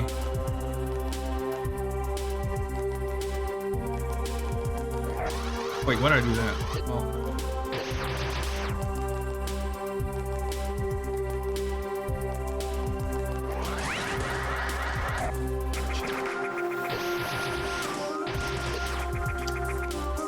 like, I guess you're supposed to, like, I forget how it works exactly, but you, like, if you crouch to charge it, do you neutral jump and then tap forward? Is that how you do the forward jump? Maybe. I guess I didn't check exactly how many, like, columns or rows, whatever, how tall the section is on the wall that you can speed boost through. So maybe I could just do a jump. I guess that works. Not too much of a reward, but I mean, I'll take it.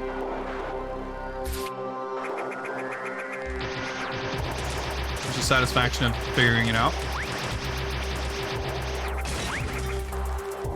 Like, stuff like this, I assume the speed booster was not in the original game, so there's got to be a lot of these kind of puzzles and sections that are newly added.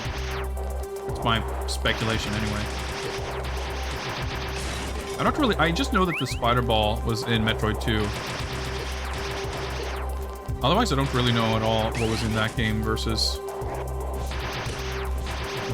you know, what was, I guess more so what was new in Super Metroid versus what was actually carried over from previous games.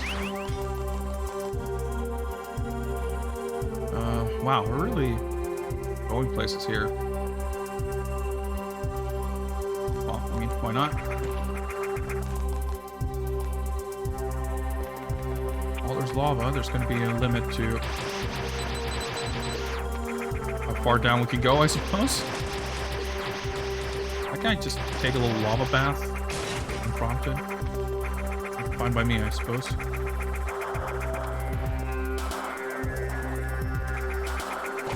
Fight a Metroid in here, maybe? Oh, yep.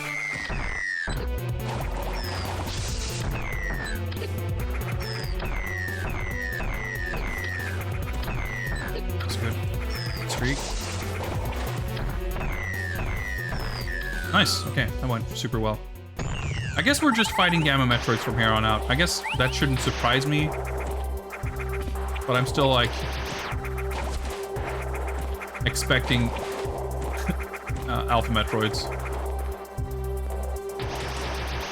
And every time one of those show up, I'm like, oh shit, it's one of these. It's like, oh yeah, wait. They've all been Gamma Metroids for a bit now.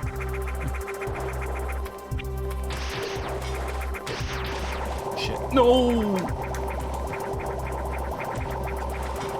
I guess... Oh, fuck. The space jump doesn't work. The health isn't draining super fast, though, so... Fuck me, I can't get up there either.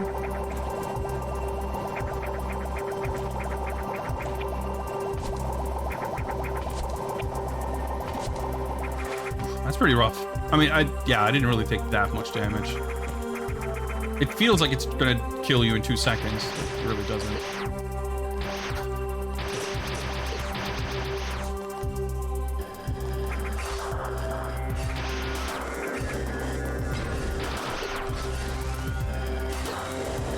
Boy.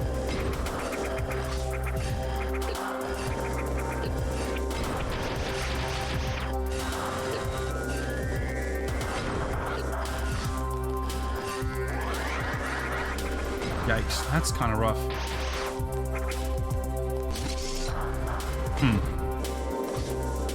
Oh, shit. Okay.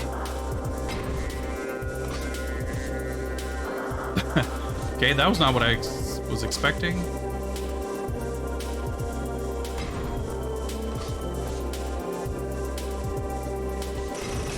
Okay, well, that didn't quite work.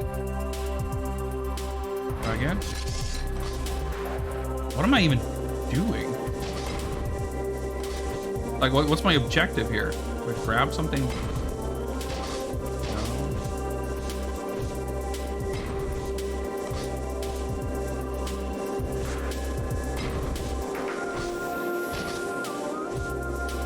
is that a stockpile of like super missiles? I guess maybe I drop it through here. See, like this is just fascinating. It's like so totally different. Oh, I should probably grab.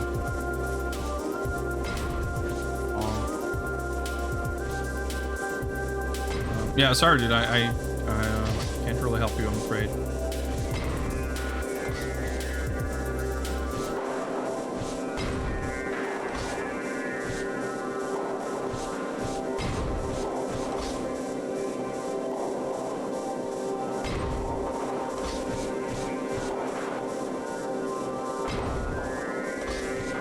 Like, it's somewhat silly, but it's still interesting. It's like different. So I guess we could. Oh, fuck, maybe I fucked up. Maybe I can't. Well, I mean, I wouldn't lock. It wouldn't soft lock me, but can I still get up here on the left? Not like that.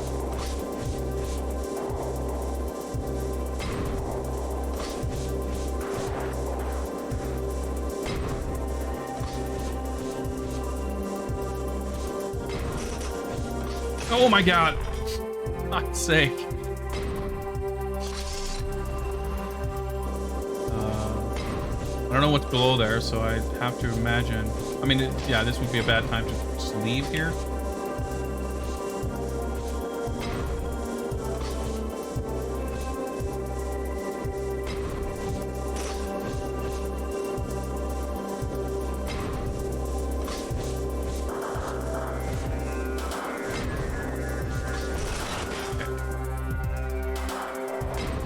Do I try? Interesting. Okay. Yeah, I guess I did probably break what I needed to break. Get through there, because I'm not sure. Like, what would happen if I bring that dude through a screen transition? I think we would. Unless. Oh, that was neat. It didn't overstay its welcome, really. Crystals. Wow, okay. That looked pretty different. 5x damage. Nice, okay. So, okay, let's see if we... Yeah, okay. Tap select. Okay, good. Behaves as expected.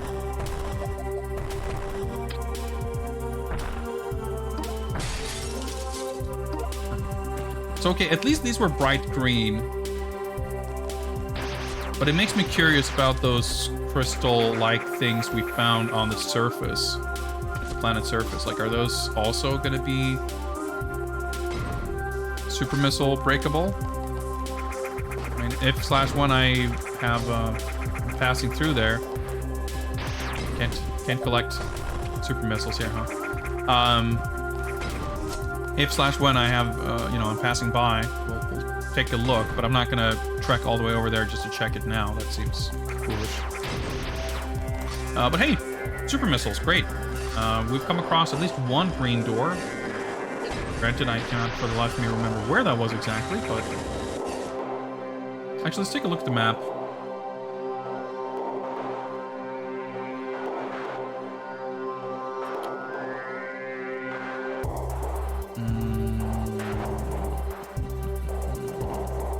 I guess it must have been early on in this. I want to say it was all the way over to the left somewhere, but I can't see any doors on the map that we didn't pass through in that area on the left. Well, there's one, but we know that was a gray door previously anyway. That wasn't a green door. Yeah, okay. Now I remember. It's when we... Yeah, it's on the very center of the map right now. We went up through the ceiling and there was a green... No, that was a yellow door, wasn't it? Yeah, that was a yellow door. So I guess the green door was probably early on in this part, like above that save room at the very beginning of this area, maybe. I feel like there's several. Well, maybe not. I was gonna say several like unopened doors on the map, or at least like places that we could go take a look.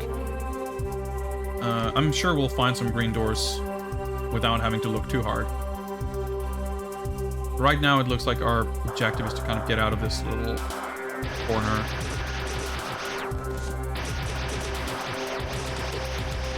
I wonder if the game would be smart enough to construct some kind of design here where we aren't getting out of here without using a super missile. That seems like it would be a smart thing to do, but not something I would take for granted, perhaps.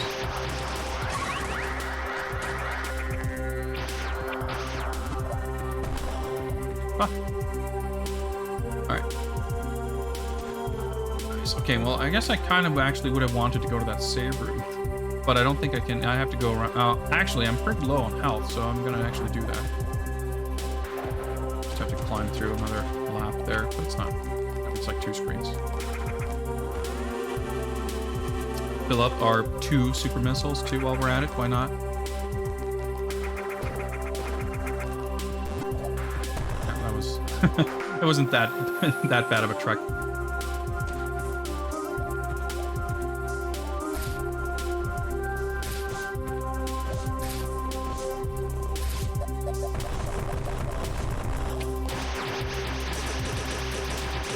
Shoot this guy from down here. Yeah, I didn't even go here, huh?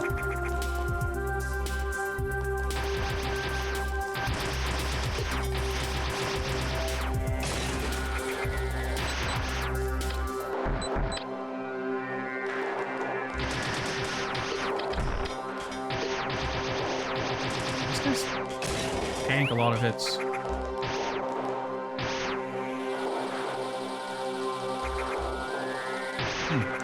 Awesome.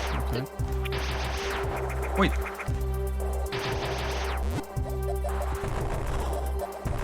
Door on the map. Aha. Oh, hey. We're not fully out of these. Can I? Let's say 5 times damage. It should die pretty quick if I use super missiles. Of course, I don't get a refill, but that's fine. Nice. Wasn't expecting that, but hey. Great. I like that the having the Metroids.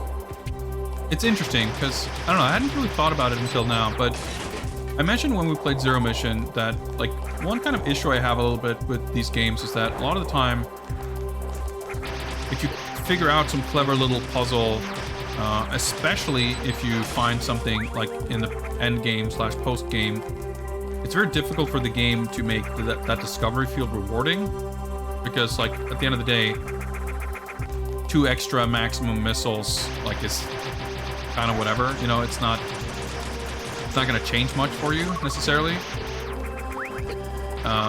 but it's hard for the game to give you like meaningful upgrades or rewards or discoveries. I mean, every now and then you find an energy tank and that's great, but you know, the game can't really distribute that many of those. The Metroids, of course, you know, they're a little bit of a different thing, because I assume you need to do all of them to clear the game, but it ends up being kind of another currency, so to speak, like another type of thing that the game can put at the end of a little exploration section, and it feels super rewarding because, you know, those are the, you know, they're what you're here to take care of. So finding a Metroid at the end of a tunnel or some weird corner you explore feels incredibly satisfying. But if / when I reach a point where I'm not just like openly, freely exploring and just taking care of whatever I come across, if I reach a point where I'm more like specifically hunting for Metroids to find, because it's like, well, I guess this is what I should be doing now. If that somehow is something that is and feels like it's gaining my progress, maybe I will feel different about them potentially being well hidden. I don't know. But for now, like, it's cool too because like it's at the same time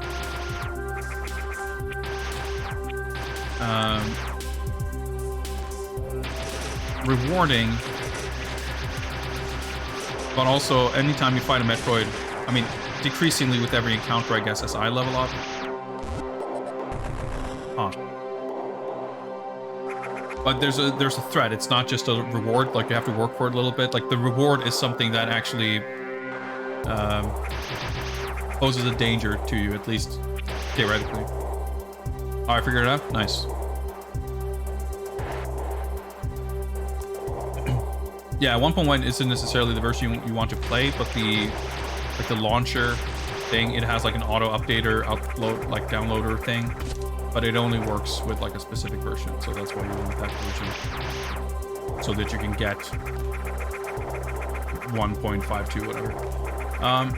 Okay, I'm a little stumped on this, how you...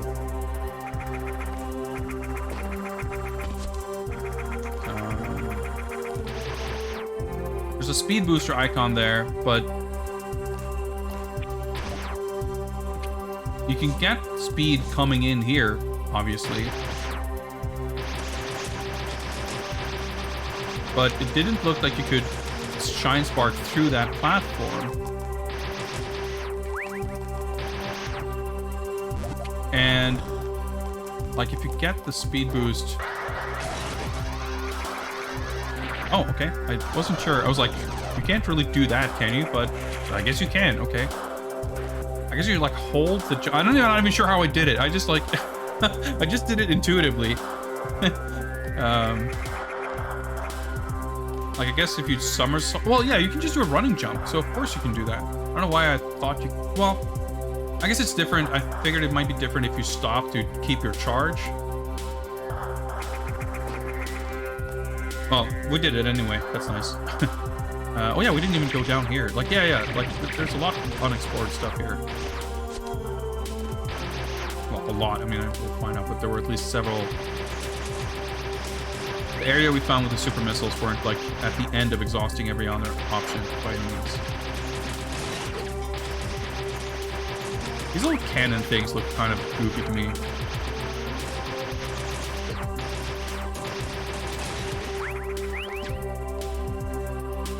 Yeah, my brain keeps expanding beyond all reasonable scope. An alarming case. Well, I don't know about that. The jukes.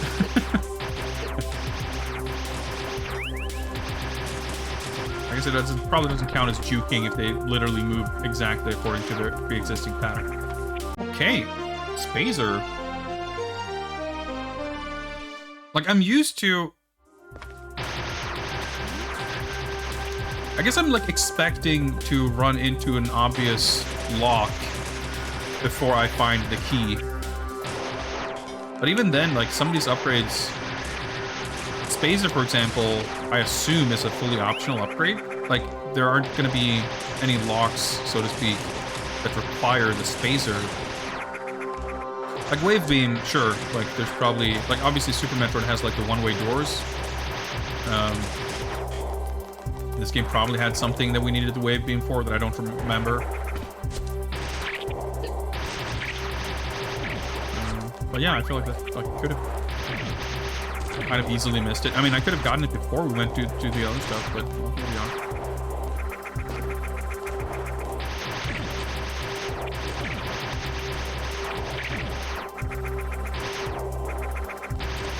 I mean, we're making some decent headway into the game here, I feel like. Actually, on that note, we've been going for about 2 hours.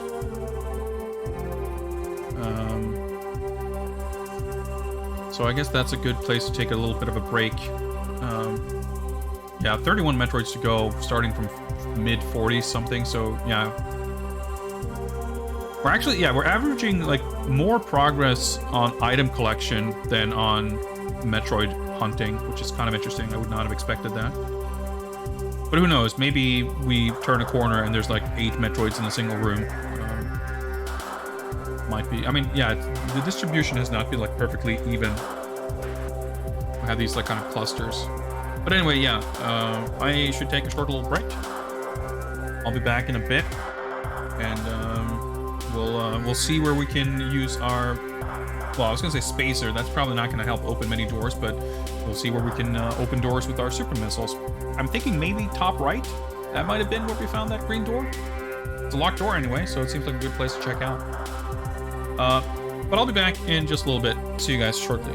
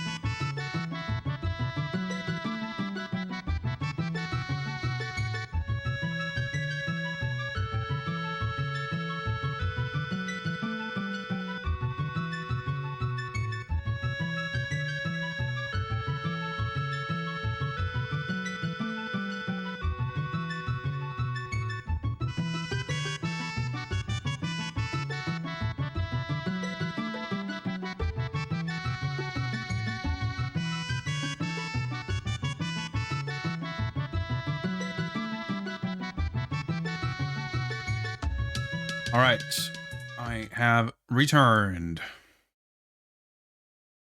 Let's see here, let's get some audio back.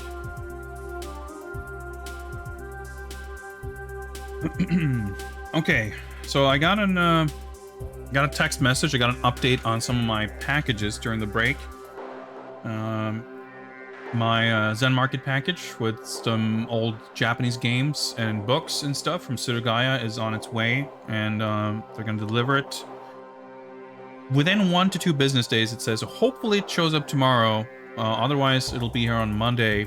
However, the Big Bad Toy Store box of action figures is being estimated to be delivered tomorrow either way, so we should have ample boxes to unbox for Saturday's stream, so that's all looking promising. But that's neither here nor there. Now we are about to see if we can continue to explore. All right, so the space jump, I guess, is also gonna help us explore that big old empty space to the top left, which I don't know if it's reasonable to expect that it's gonna actually have anything for us to look at, but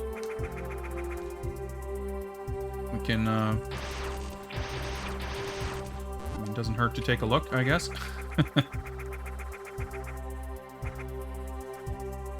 Ah, that's annoying. All right, well, there's the green door at least. Just get this little corner. Ah, there we go. Let's yeah, let's fill out the map. Yeah, more of these things. I'm so intrigued with those things. I'm just hoping it'll pay off. See, now this one's got a whole bunch of little babies. Wow, there's so many of them here. Maybe because there's like a lot of Metroids in this area. I don't know. I'm definitely like connecting those things, because whenever you find those little Metroid husks, there's usually these little baby things around there somewhere. Like, especially like, they're usually around there, but it also seems to change a little bit depending on like whether or not you've killed the Metroid also. Kind of interesting. Okay, so there's a door on the bottom right, and there's a thing on the far left. A whole bunch to explore there. Well, why don't we start at the top, I guess. These things are kind of annoying. Can you? I guess not. Weirdly difficult to hit these things. Well, that's fine. They don't really bother me that much, I suppose, so.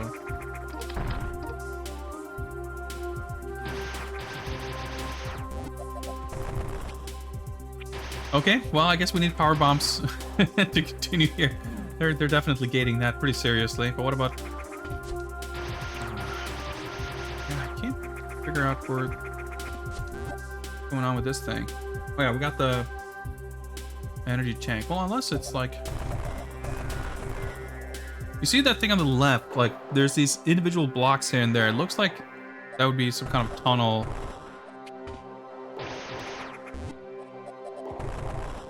To like bomb your way through one way or the other.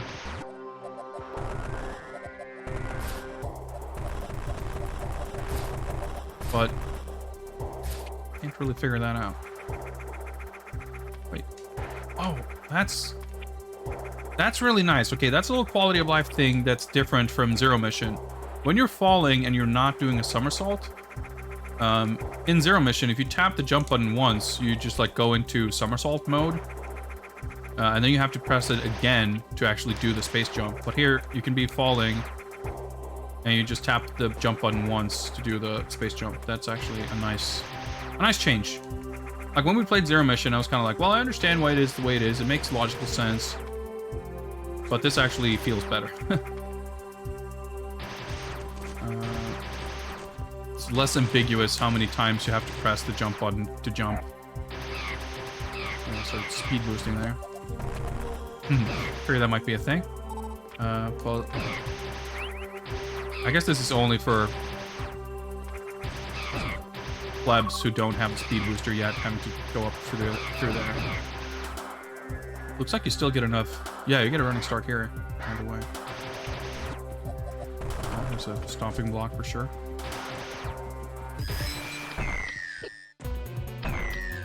sense, I guess, that you don't get to just speed boost your way into this dude.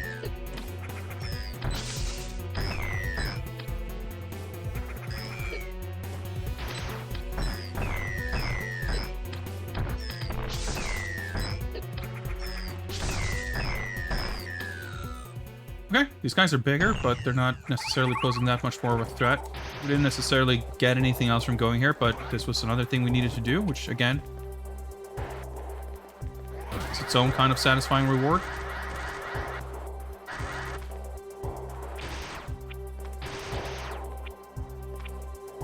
So we started with 10 Metroids in this area. We're down to 6, so we're making good progress.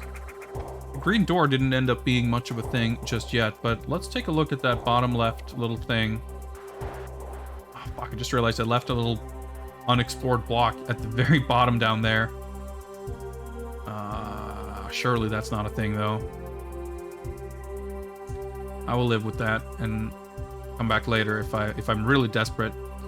Let's go over to the left. I mean, I guess we would be heading in that area anyway, or that direction anyway, to kind of leave the area. So I think there's got to be a bunch of places that we haven't been to with the space jump yet, right? Progress is rapid to the point where I cannot remember at all what power-ups we've brought with us to certain places.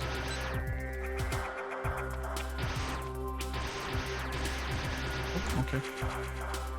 Not exactly what I expected. I thought there would be more here, but okay, sure. Less time spent messing around here, I guess.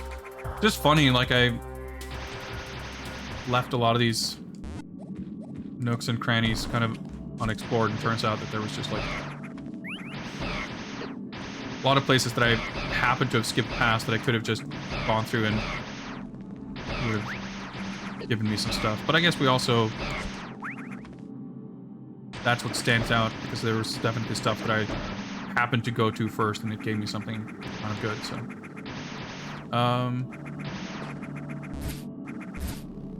seems like conspicuous. Aha! Oh, maybe that's what I was thinking of that we saw. Who knows? Well...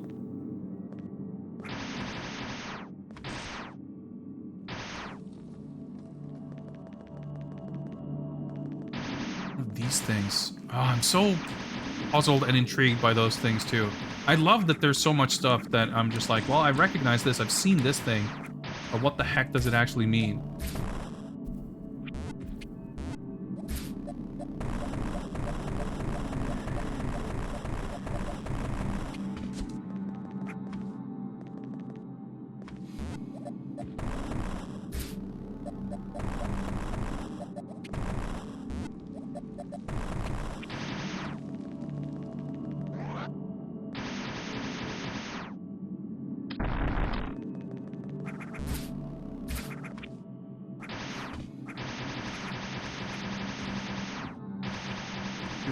Okay, well, this room is puzzling.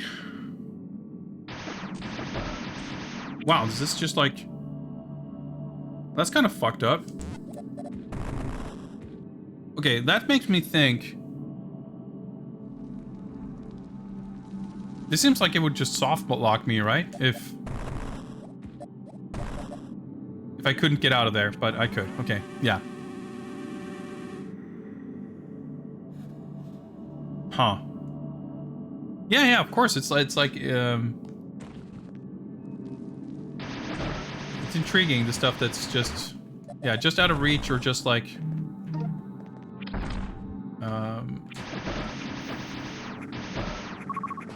recurring things. Like, you know, you have those types of little receptacles that look like, you know, looks like a new area here, by the way. Looks like a Gamma Metroid over there.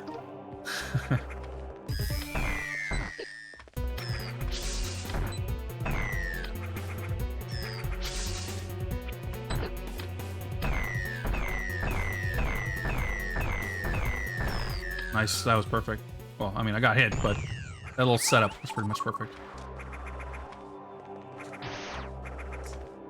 I like the stuff that's like, it's unclear what something is, but there's just something about it that gives you the sense of you being kind of able to sort of piece together, like, halfway towards a theory as to what it might be and what it might be for, or how you might interact with it eventually.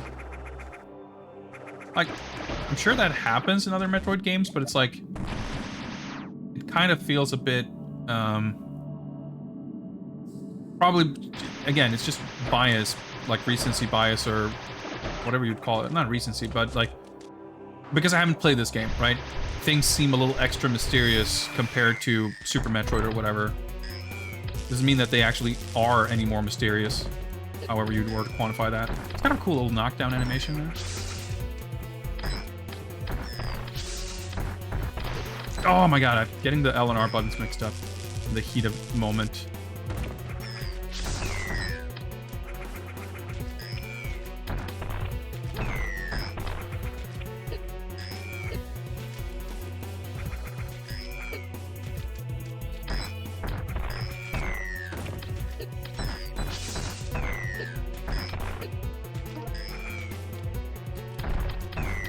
Hit one of them at least. I guess it, well, whatever. I was gonna say, I guess it wasn't worth it because I fucked around, but I mean, I got it back, so why not? Oh. Darkness is a little creepy. Like, surely this is like a different area, right? It's so different.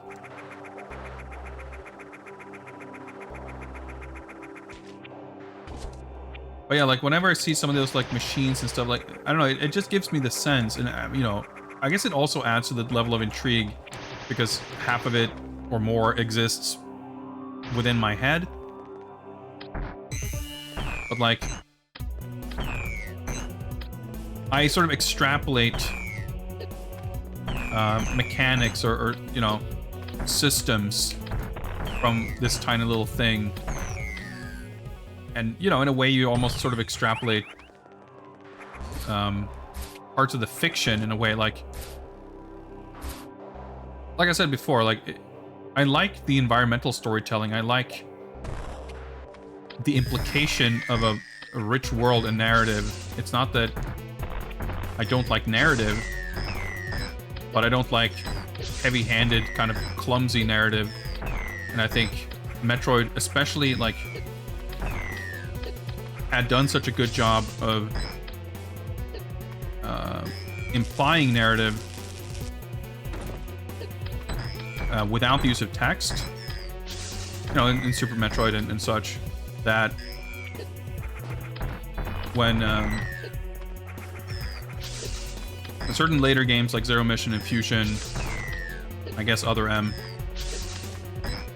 do more like overt, kind of explicit storytelling as opposed to more like the kind of implied storytelling, I think it comes across as a little heavy-handed.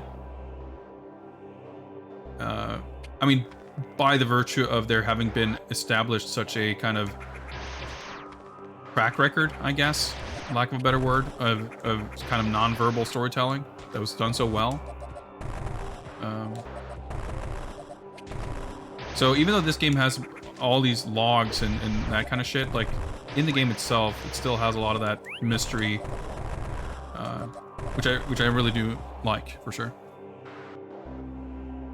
Yeah, I'm just like looking over to my OBS window. I think I'm like, my other monitor is probably brighter because I feel like I can see better there than my main window. But I mean, I can see fine. Okay, maybe there's more to that, but fine for now.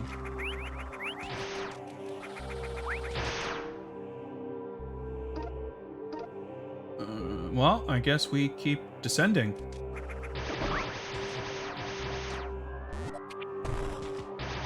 Another husk.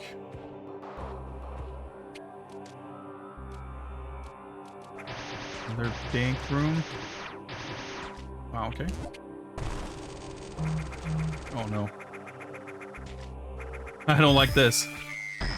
Holy shit. Why is every room darker than the last? Oh, this is like, oh, I don't like this. I don't like this.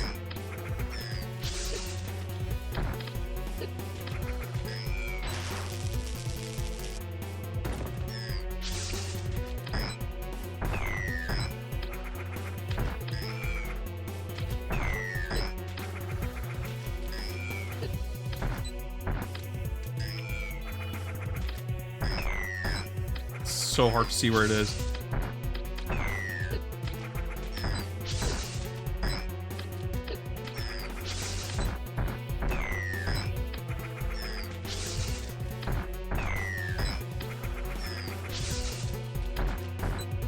Just waiting for the game to throw multiple Metroids at us at once.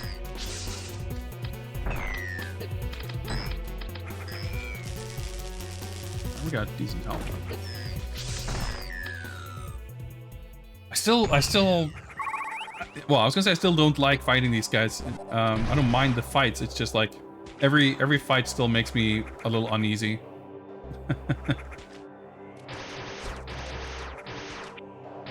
But yeah, I mean, I'm always for like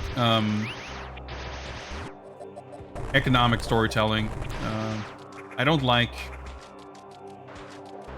I mean, the same with like movies or whatever too, I guess. Like, I think it can be really compelling when you can tell stories or evoke emotion, or, you know,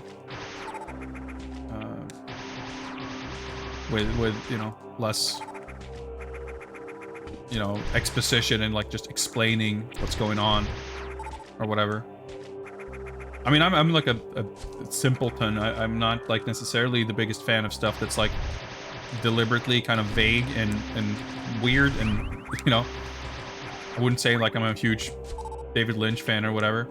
I don't mind his work, but it's not that. It's not that I don't want to have, you know, things explained, but it's more like when stuff, you know, it can easily become a little too much. I mean, especially talking about games where the quality of the writing is usually not very good in the first place, and things are rarely allowed to be very subtle in any way. But I think Metroid is a special case, again, because it's so... You can look at a game like Super Metroid, which has like 3 screens of text in the beginning, and that's like literally it, and it's still like super compelling. And the little set piece scenarios that end up playing out are so cool, and you don't need... I don't know, it's like, I question whoever looks at a game like Super Metroid and says, well, you know what this game needs? More story, more text, more dialogue. Like, I don't know. Yeah, for sure. I think in a game especially, right? Like, there's certainly something to be said for the emotional connection and the importance and the sort of value of interaction. I definitely, you know, there are games that have a heavy narrative component that I definitely like. But in terms of, you know, broadly speaking, what it is about the medium of games that I enjoy, it's not the part where it's kind of like a movie, you know. At least I find that to be... I mean, when it's well done, it can be well done, just like a movie can be compelling and whatever. But it's like, in terms of, you know, what it does with the medium, it's like not very interesting, in my opinion. A bunch of pickups here. It's not actually... Wait, oh, was that just a missile drop? I guess, because it's not on the map. But actually, neither was the super missile. But maybe it's... I guess it's on the next part that we, like... Interesting. So, like, that's my bigger qualm with some of the Metroid games that lean more into that kind of stuff. Like, it's... you know, playing something like Castlevania Symphony of the Night, it doesn't necessarily bother me that it's too talky or whatever, because it has a few dialogue scenes here and there. But I think the tone is definitely different. I think the isolation is kind of part of the style of Metroid, so it makes sense to want to have a structure that, you know, I'm always keen on thematic cohesion with like mechanics and narrative and setting and tone and everything else, you know, when they coalesce and kind of provide what's going on here? Like kind of a synergy between them. I like that. Okay, is this just for getting back up? I guess so. Huh, that's cute. Well, I guess now we have to drop down again. Oh well. Is here? No. Whoa, getting weird. Slow downs. So probably a Metroid here on my left, I would guess.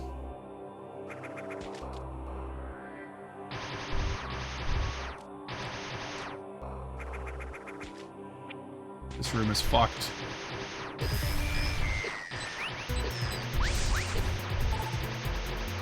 I just want to get rid of these fucking things. This room is so fucking dark. I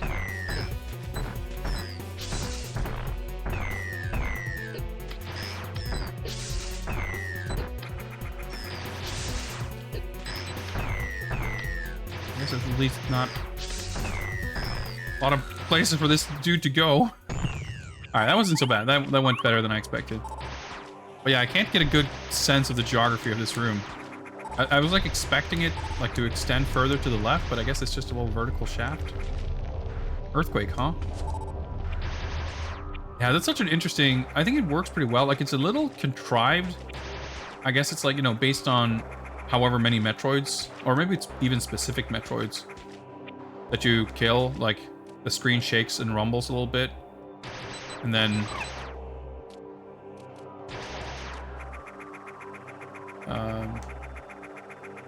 something has changed somewhere to let you get past someplace you couldn't get past before. Like, I brought up on a previous stream how one of the things that I really didn't like in Lords of Shadow Mirror of Fate, the original on 3DS, but it came to consoles and PC, the kind of 2D Castlevania game by Mercury Steam. You get a bunch of upgrades in that game, but they're all like context sensitive. They're almost never interesting upgrades that affect abilities that you use naturally in traversal or combat. And there's also certain places where progression felt completely divorced, like progression in the sense of opening up new avenues for exploration or new areas to go to. And the worst example of that game is at some point I remember there's like a locked door. It's just locked, whatever, and you never find a key to that door. What happens is, like, once you've achieved some other arbitrary task, if you approach that door, like a skeleton or someone like just busts through the door and opens it up for you. So there's like no tangible connection between anything that you do, your actions, and like you're being allowed to progress, which is like kind of what these games are all about. So when you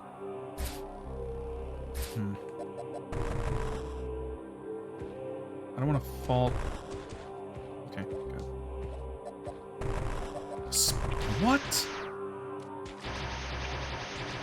What the heck?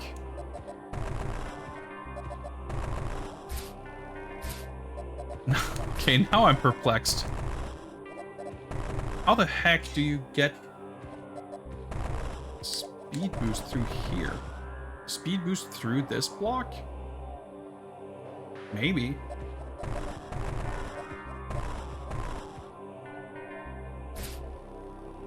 Well, this doesn't look like enough room to speed boost. Okay, that's it's baffling. That's cool. It's fine to be stumped. We don't need every single super missile, although we don't have many of them. Each upgrade would be nice.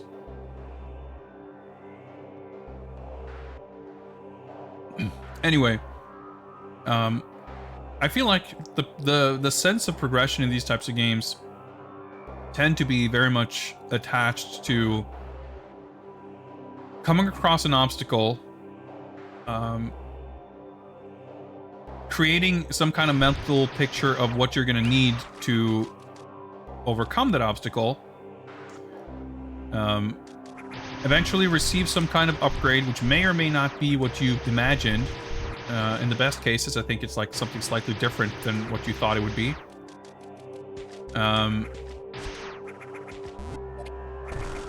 And then being able to overcome that obstacle, and again, in the best case, being able to use that ability that helped you overcome that obstacle in some other kind of novel way.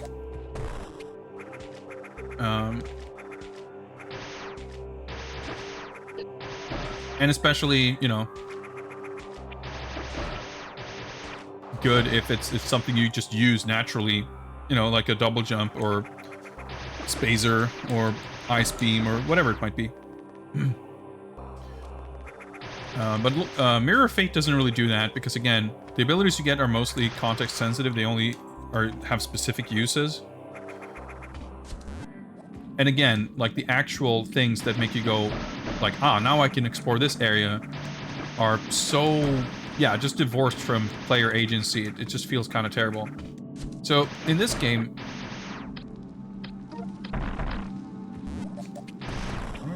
oh, okay, it is a sequence.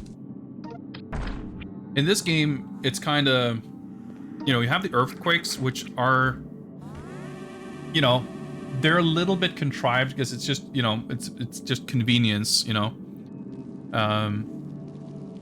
And it's it just happens to you know, to open up as you happen to achieve your mission.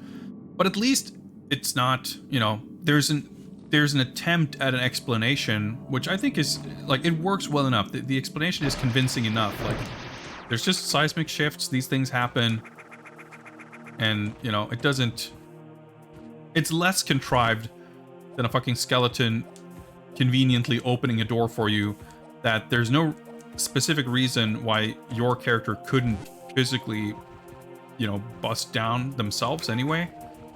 Oh, that shit pissed me off so much. Hey, Killer Miller, what's up? Yeah, I forget who it is. Oh, well, I guess there's a few companies. Like, I know, what are they called? Brave Wave in Japan are putting out stuff. I guess, is it a limited run, or am I thinking of, I don't know, there's a bunch of these companies out nowadays, right, who do like physical releases of games and stuff, and I know at least some of them, maybe Fangamer do final releases, I forget. But yeah, there's been a bunch that have like really nice artwork and stuff. I mean, I'm not into vinyl myself, but it's cool that it exists. It's like a cool thing to get if you want to get cool video game stuff, for sure. Okay, so I assume that the lava went down a bit here, allowing us to explore this area for the first time. So I don't think I would have just stopped going down that hallway before, which means that this is probably essentially our kind of next quote unquote where we're supposed to go.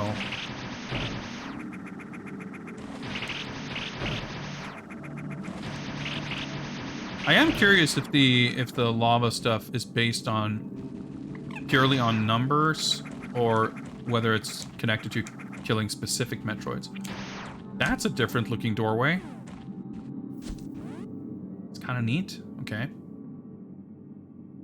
So I assume if I ball up in that little thing, it's going to shoot me up there, which may or may not be an area I can, or like I may or may not be able to drop down again.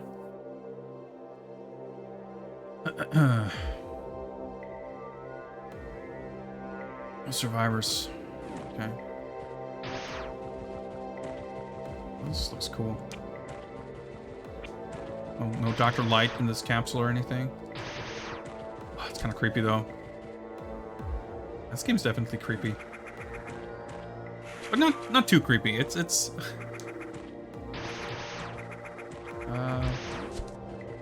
Again, I guess it's also because I'm playing it for the first time. I guess there's a lot of stuff in Super Metroid, that's gonna be pretty fucking creepy.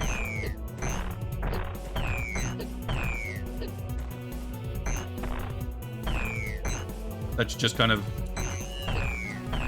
get accustomed to. Also, here's where we're finally getting multiple Metroids at once. At least it's multiple of these guys. Not the Gammas. But hey. So, was this number at 0? I didn't pay attention. Wait, 22? I thought we were like 31 Metroids minutes ago. I guess we took down a bunch. Yeah, we were at like 40-something% items and 31 Metroids. Now we're at 48% items and 22 Metroids. So I guess we're making pretty good progress.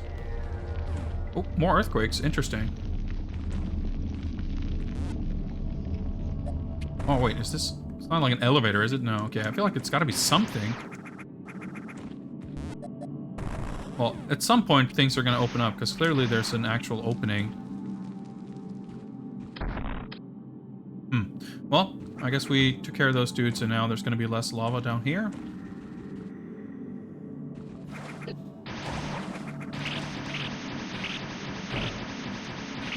Maybe... see, I already forgot what this room looked like. Doesn't seem like it changed, but I don't know.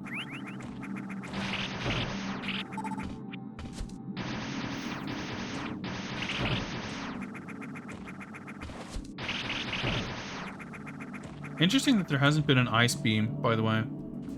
It definitely kind of contributes to this having a different feel. Like the types of upgrades you get, the order, and the kind of timing and spacing between them is all a little different between different games, which is cool, which is nice. Like, I'm glad it doesn't feel... For how similar these games are, and even then, of course, this one is maybe a little more different from the others. They could, I feel like, they could end up feeling much more like they're following a strict formula for the pacing and everything, but they really don't, which is interesting. Okay, so... pretty much right above us, up to the right, that vertical shaft with an open door to the left, that was a yellow door. There's a thing on the far left, by the leftmost save room, just above it. There's an open door there, which is a gray door. Yeah, space jump is kind of early. And like in Zero Mission, you got the... I think you got the screw attack really early. Or, I mean, relatively, anyway. And you don't get the super missiles until, like, the very end. Or, like, the power bomb is, like, right at the end. You never used the power bomb, really, for anything but, like, opening a door to the final boss and then, like, getting back for the sort of end game / post game item collecting. So you never really use it throughout the game, so to speak. Which I guess is, like, fair enough, because the power bomb is kind of a weird... Like, in Super Metroid, you get it earlier, of course, but it's not really... It doesn't feel like an item you use very much.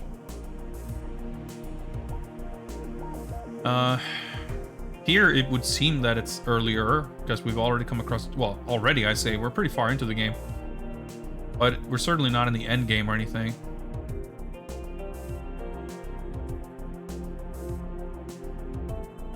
So, if there was an earthquake and there was changes to lava,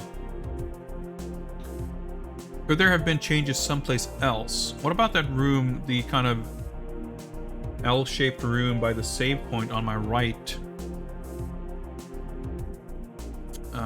Could there possibly have been changes to the lava there? Seems worth checking because we're so close. I don't remember if we sort of came from there or not. I don't think so.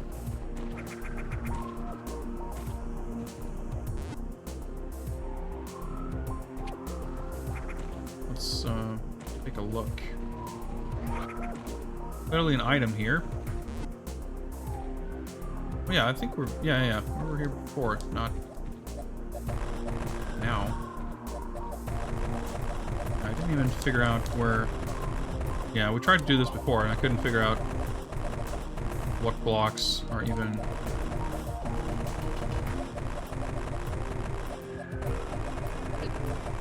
don't know where the item is, let alone where you should, what you should do where to even access it.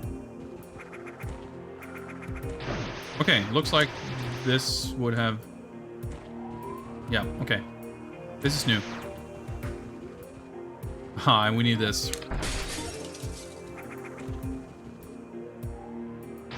That suggests to me that maybe you could have lowered that lava before getting the super missiles by, like, killing Metroids in a different order or something. It could also just be, like, safeguarding against specific...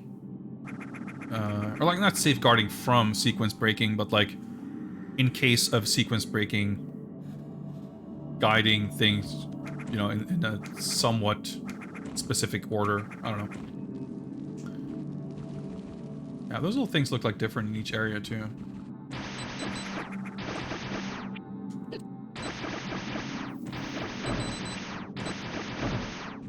Okay. New enemies we have to fight differently.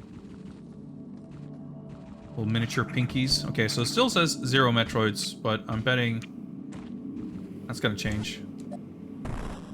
Yeah, see, that's a conspicuous round shape at a particular size. Makes me think we just roll up in there. But hey, maybe there will be different ones of those. Okay, that feels good.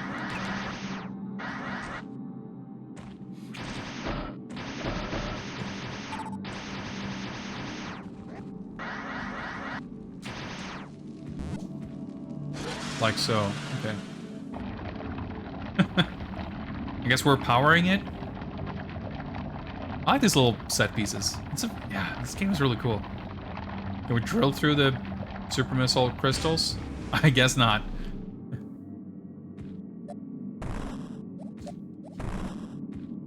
Huh. Well, surely I can't actually shoot the super missile through this. Yeah.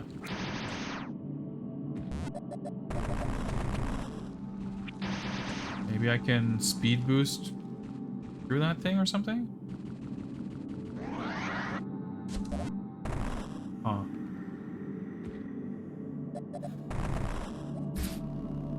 No, I just do attach kind of weirdly, like...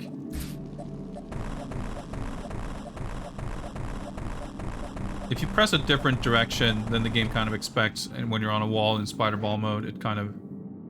weird things happen. Huh, okay. Maybe we need to... Well, does that make sense? Maybe we need to break that crystal from the other direction or something. Did we even... Hang on. Is there other... Yeah, this is like fully linear, it looks like.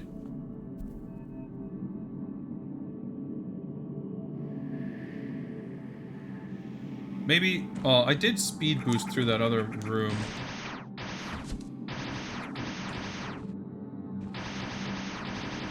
Maybe there would have been something... I don't know. That doesn't seem likely.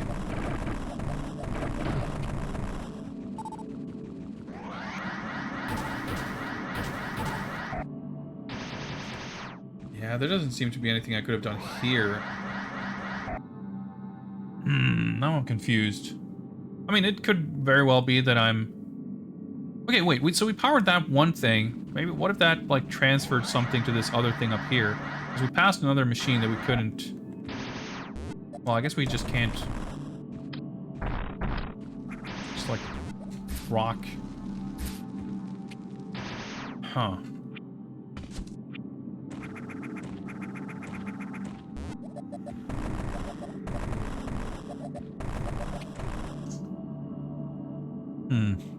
Okay, but let's inspect the map for a little bit and speculate a little bit, pontificate, if you will, on where we could be going. So on that top right from that big open room, that was a super missile door that we opened, and right behind it was a yellow power bomb door.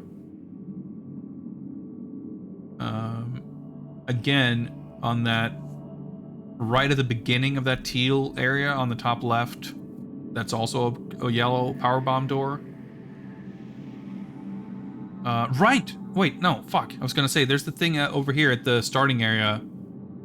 But that's not the same kind of crystals. It's something that looks vaguely crystal-like, but it's not bright green. And I feel like that's probably like an endgame thing. I wouldn't expect the super missiles to break through that. Possible, but I don't expect it. Maybe you break it open with the power bomb. Clearly, we could use the space jump to just fill out more of the map in that area, and who knows, there might be something there.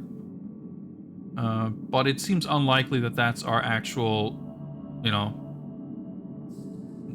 path forward to actual progress.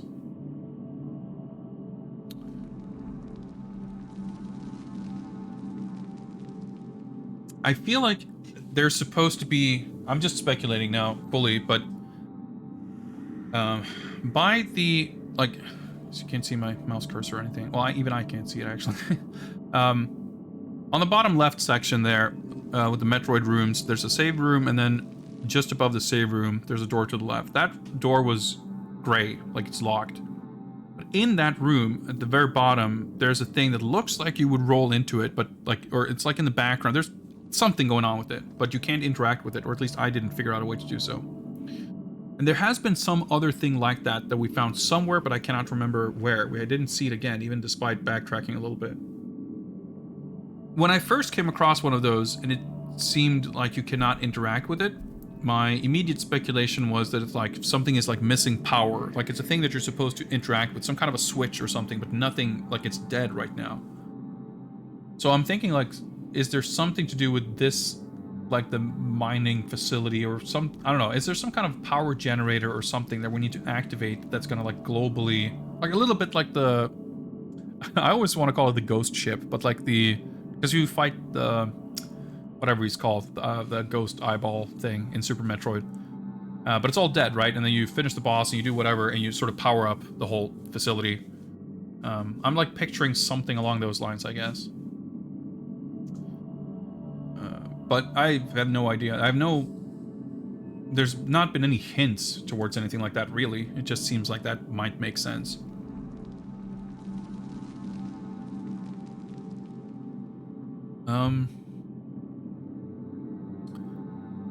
Yeah, there doesn't seem... Well, okay, I guess I can... I mean, it feels stupid. But I guess I could try to shoot a super missile at the drill thing. I mean, one of these might drop a refill.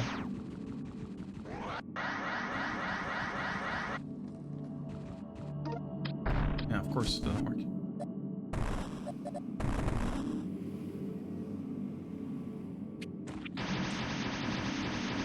I feel like I was pretty thorough with attempting to bomb through here and see if... It looks... Whoa, hang on. Never mind. I guess I wasn't thorough. Fuck me, I was gonna say, it looked like you could, Well, a good thing I didn't leave. Never mind. I thought that this stuff at the bottom looked very conspicuous, but I guess I... Never mind. Well...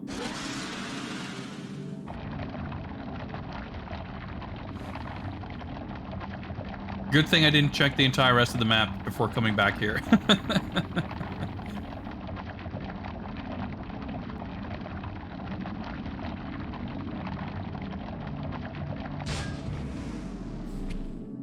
Alright. Oh, okay, it's just open.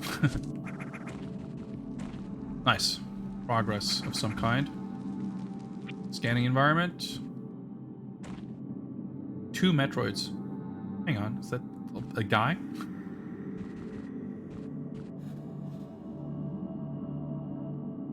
Trooper Law. Oh, okay. Wow, it's like actual... I'm not gonna read that, though. Huh.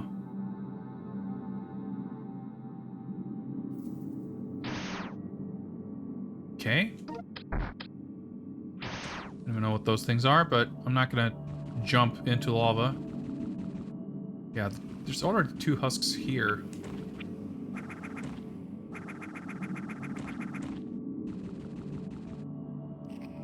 Oh, nice. Good thing we went here.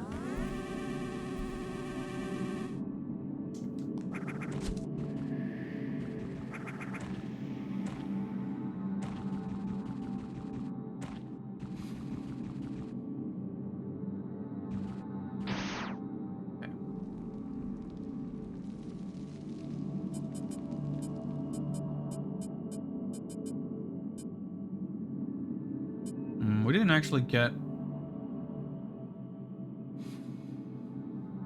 more lore on anything here, did we?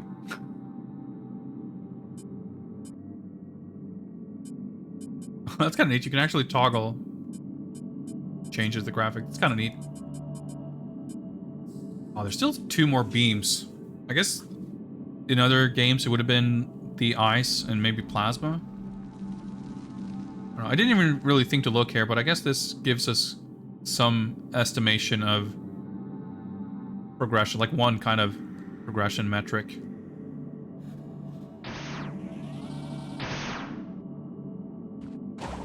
Yeah, I mean, yeah, it doesn't drain health super quickly, but it doesn't seem like we would be asked to literally swim through life-draining lava.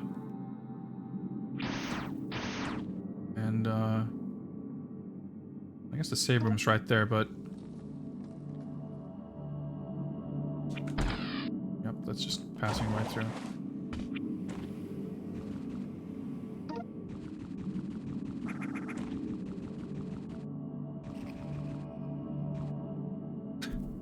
Maybe I should read the log. Like, I hate the idea of, like, being... You know...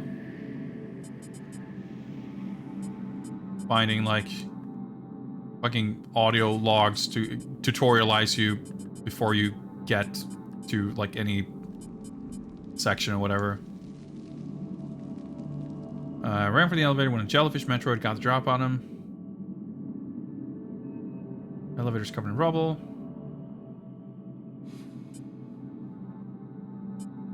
Okay, no, that didn't help me at all. Okay.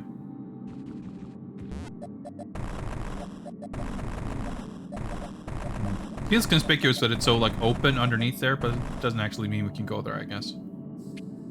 So, okay, so this one is like, what if I, does something happen if I touch this thing?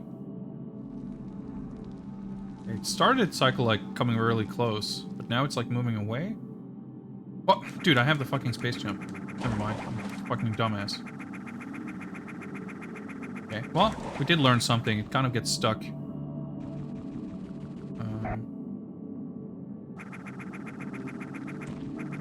Seems like a Metroid fighting area, maybe? Dude, the fucking musical cue just freaks me out every goddamn time. It makes me jump.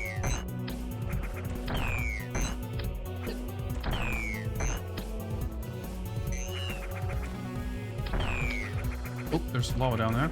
Did you know? I like that I fucking spent 2 minutes looking at my suit screen and I still just... forgot, I guess. I was like too preoccupied by these new little jelly blobs floating that I just forgot that I have the space jump. But that's fine. I figured it out eventually.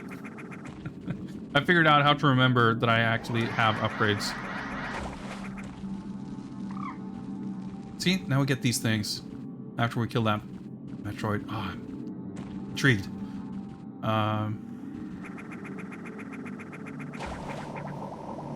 Okay.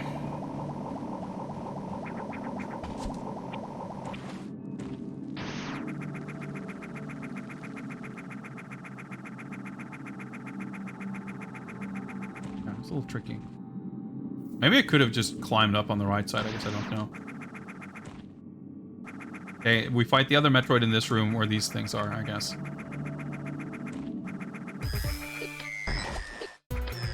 Or I can just hang out down here.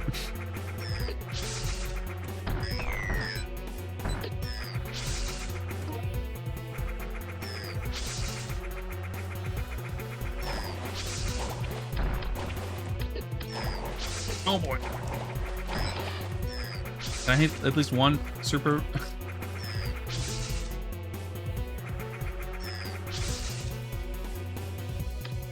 Nope.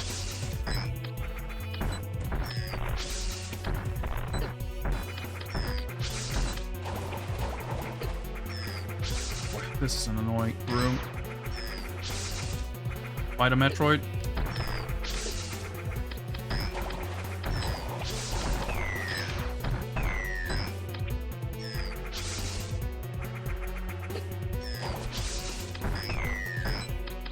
Gotta find ways to make it a little more annoying, though, I guess.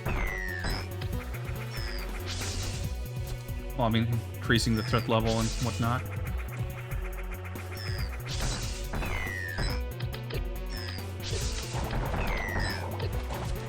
Oh, I'm actually not super good on health now. Can I get it to, like, actually come up here proper? I'm being pretty impatient before.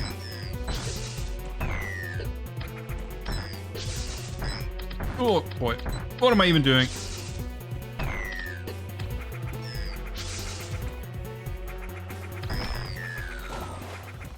Oh, I guess we'll kill it. Sup, Raccoon? I have never played Metroid 2, so I cannot answer any questions about it. I do not have screw attack in this game. I can tell you that much. Ooh, earthquake. Nice. Is the lava dropping here? Nope. Someplace else. But probably that other hallway then. We took out these two Metroids. That makes sense. But yeah, even in Zero Mission, you get the screw attack much later. Like, you have the space jump. But yeah, the whole thing, like, the spider ball is like the first upgrade you get, and that sort of, to a fairly large degree, kind of trivializes verticality. The space jump definitely makes certain things more convenient, and it absolutely helps you get places you couldn't get to otherwise. But it's pretty different from, like, Super Metroid, where, you know, if you wall jump, you can do, like, massive sequence breaks to get over certain, like, ledges or whatever. It's not really like that here, because you're expected to be able to climb. Like, the things that you can't,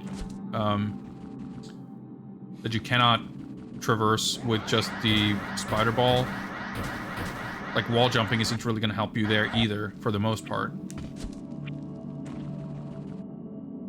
So yeah, it's just like, it's slightly different in the specifics of the locks and keys, how they work in the order. Okay, that's a little different.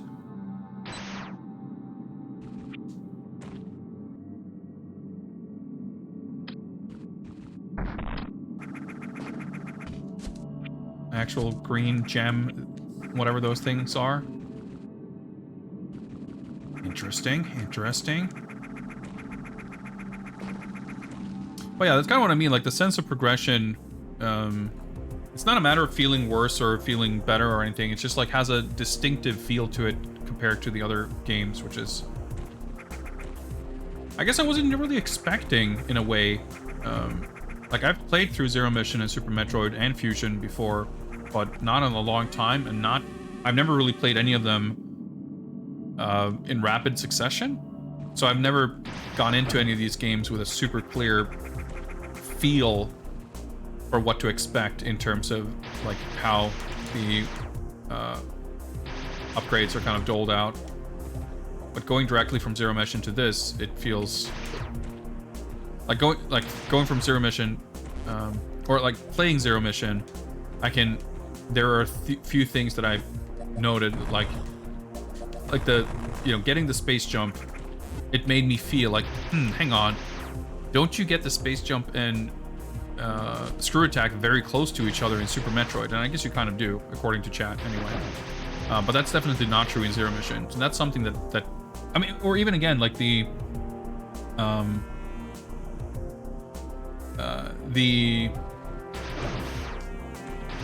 power bombs and super missiles being super late in the game. I feel like you get the super missiles relatively early in Super Metroid. At least not, like, you know, last third of the game or anything. I could be wrong, but from my memory, that's not what it's like. Whereas in Zero Mission, you get them in the, like, the last 20% of the game, and you barely get any of them.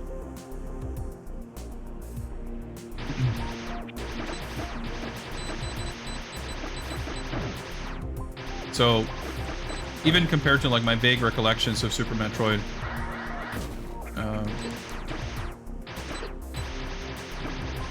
Future or Zero Mission manages to feel a little bit different.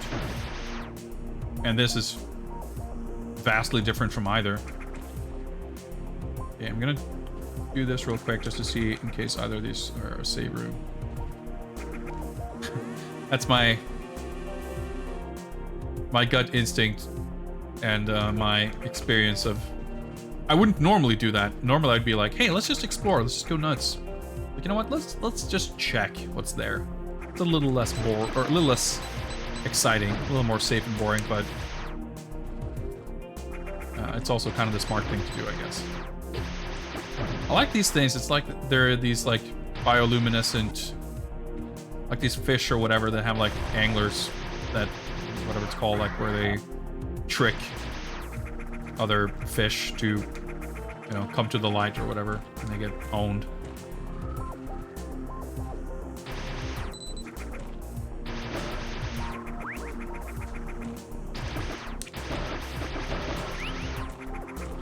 Alright, getting Norfair vibes. Music feels... I mean, the music, it's fine. It's Metroid music.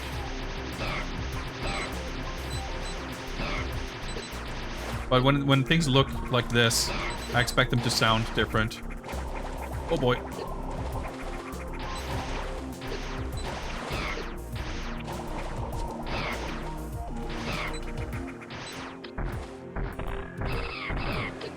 I guess probably you can hit him with normal shots. You just gotta hit between claws.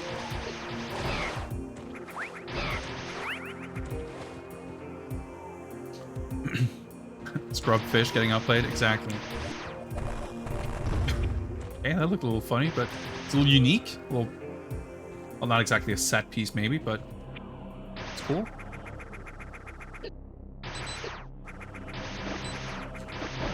Oh, cool, you get these like... We're like pretty far underground, but there's still room for these like... Actually, we're really far underground. Like open air sections.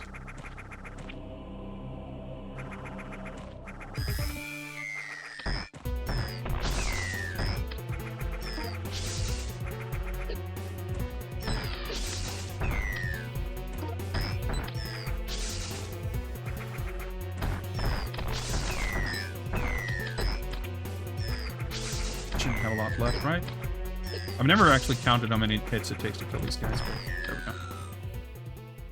Like 8, 10, something like that. Well, found a Metroid. It's nice. Well, also we killed a Metroid, now we're coming back to distinctly more Norfair-like music. Ambience. Ugh, this looks creepy. I'm assuming these are spiky and painful.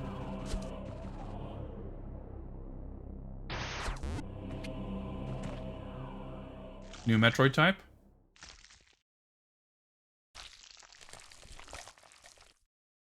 Looks like it. Zeta Metroid. Discarding the Gamma Metroid's exoskeleton marked the beginning of its adulthood.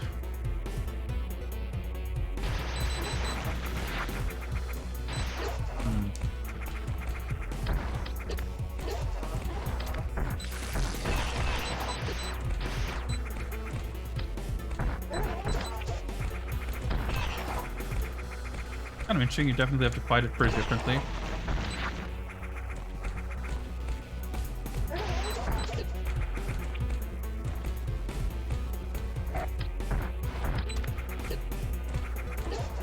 It's moving pretty quickly. Hard to create distance. Fuck. Destroying me. Oh, fuck, I thought I would turn around.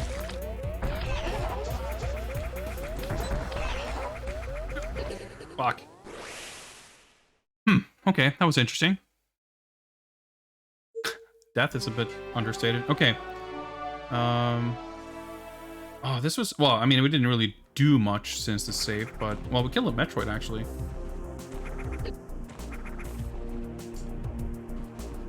I think we could have done that if I was being a little more... attentive, I guess. Should have used my supers, but I got a sense of its pattern at least.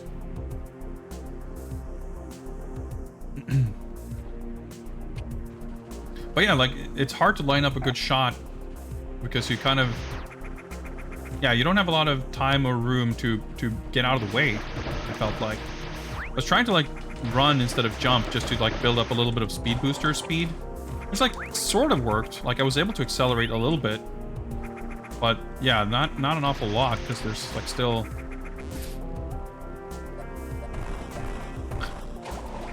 Okay.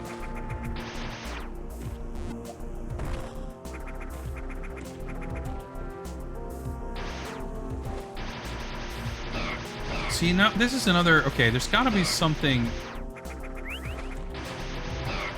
Some speed booster technique that I'm not aware of. I assume I'm not meant to, like, jump across all these platforms maintaining speed booster speed. That seems unlikely.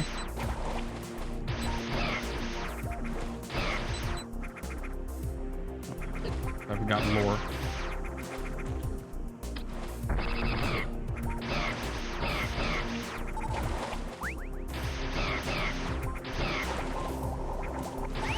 But yeah, it's kind of cool. Like, we keep getting to new areas with pretty, like, substantial increases, I feel like, in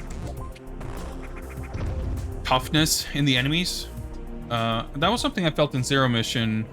Like, the game definitely didn't really feel like it escalated in difficulty. Oh. Or at least, yeah, you know, there were maybe some more dangerous things eventually, but you were getting... You kept getting more powerful weapons and more health and stuff. This game, I feel like, does that scaling, like, pretty well. In that there's always something more kind of dangerous lurking around every corner, which is interesting. It's interesting. I just realized I didn't actually update this. Did get a new sub. Here we go. This seems scary. But I kind of don't want to, like, save rooms. Well, I don't know. See, like, there could be a save room here. I just, like, kind of don't feel like dying in the same place to the same thing again. Well, here we go. Well, we might as well take a look here.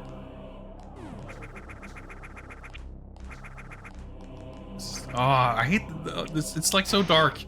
I don't like the dark. Okay. It's a little bit brighter here. Okay, I guess that's a yellow door? It's like... Everything looks kind of tinted, and it's, like, kind of pale. It's not as bright orangey yellow. Wow, this goes up really... well, I guess it's called a tower. So it would go up pretty high.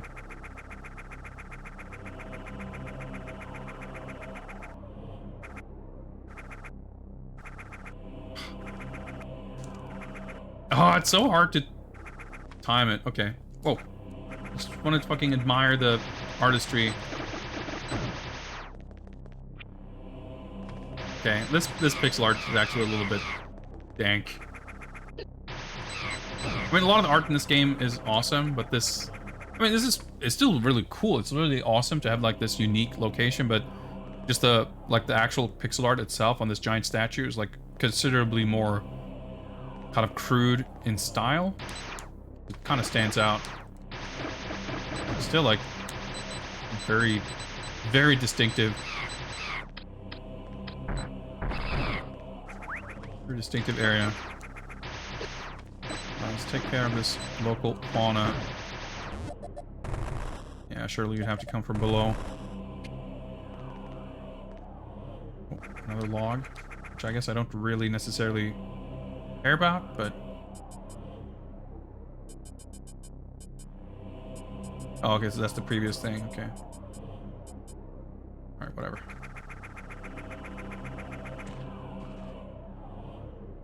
Oh, this is, like, all over the place. But I guess this might hopefully connect back to some previous area we've been in, so we can actually traverse this a little more smoothly. But yeah, we have a lot of open-ended... Actually, why don't I... go for a little bit of a flight here. Okay, it figures that there's a ceiling here, of course, but... an item there somewhere. One of these things. I'm like almost afraid of flying around here, because I feel like... something big and dangerous is going to happen. Alright, I guess we'll... Here. It's not super easy to, like... connect into a ceiling mid-jump. It's satisfying when you get it, but the timing of, like, switching... pretty specific.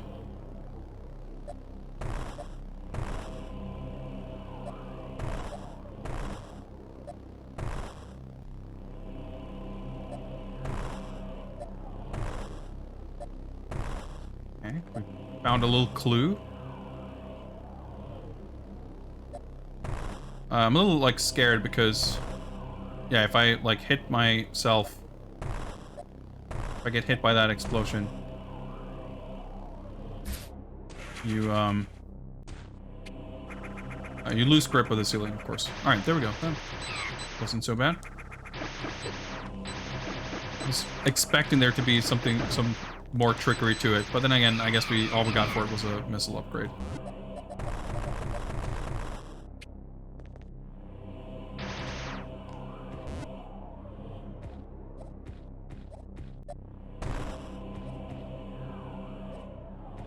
Maze.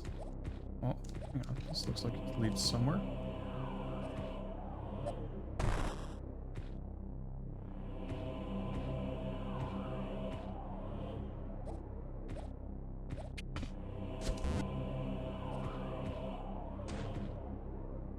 Think we fucked up? Yeah, we definitely fucked up.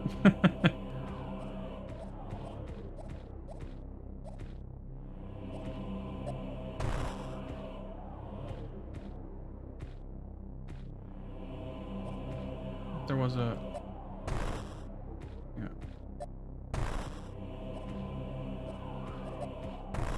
Oh. That's rude.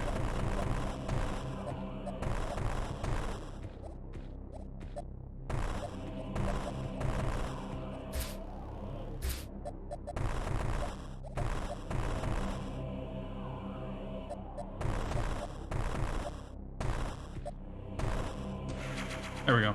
Okay. So let's see what happened over here then.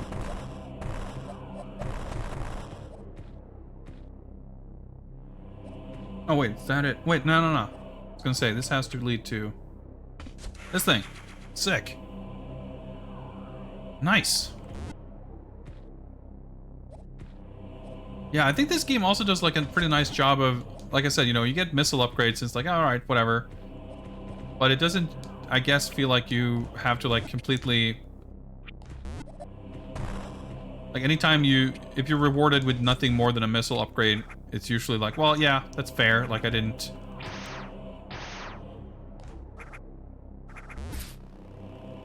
I didn't necessarily work that hard. You know? Okay, let's go inside this crack. Ooh!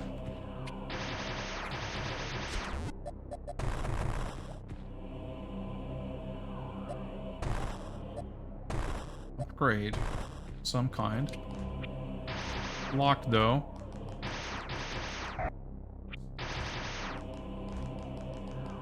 Oh, I don't like the spooky music. I thought it was kind of Norfair-like, but I guess it's just spooky. Power bomb, huh?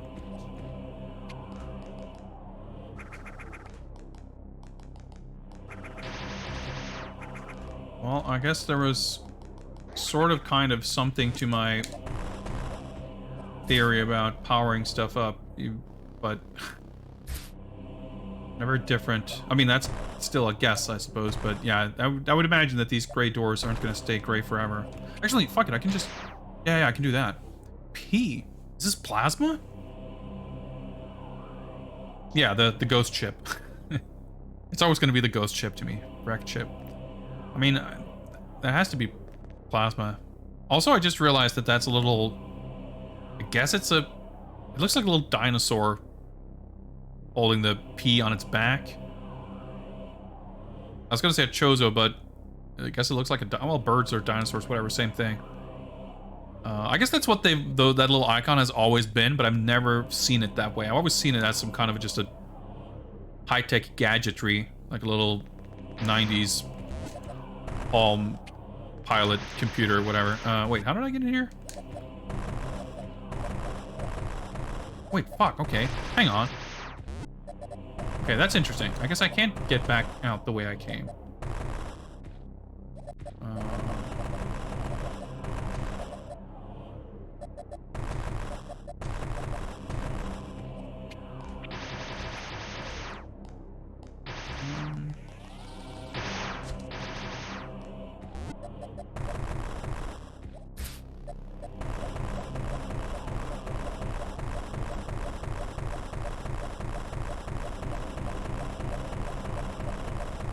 Didn't think that would do anything, but I might as well check it.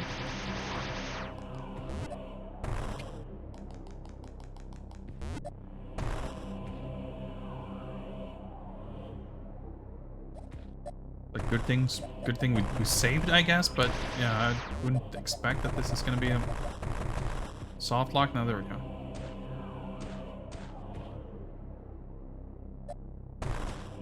Well, as usual, like,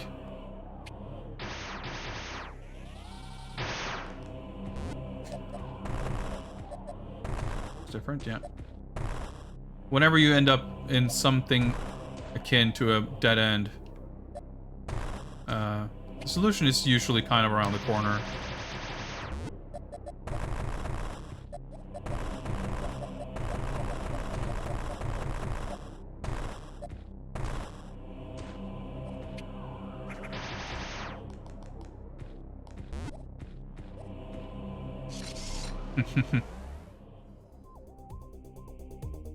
Alright, the background looks a bit different from what I expected. That was pretty cool. The immense tower houses a weapons R&D facility. Combat drones. Programmed to fire at any living target, keeping the tower sterilized of organic matter very efficiently. Proceed with caution. Okay, good. Thanks for letting me know. Well, doors are still gray. Music's not as spooky. That's good.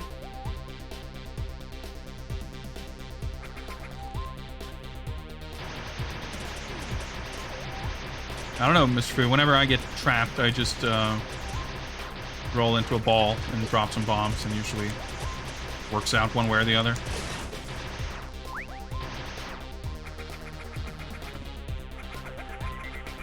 Yeah, this is a pretty different vibe.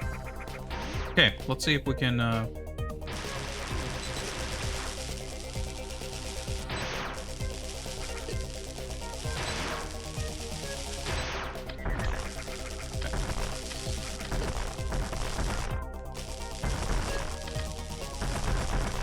Kind of looks like... Is it blocking my missiles, or am I breaking that thing?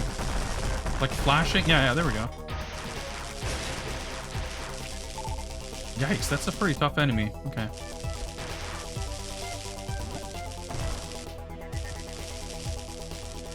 So that's what those things were. I see.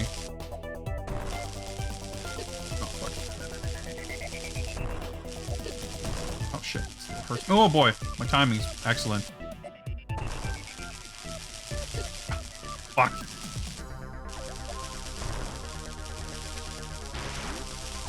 I'm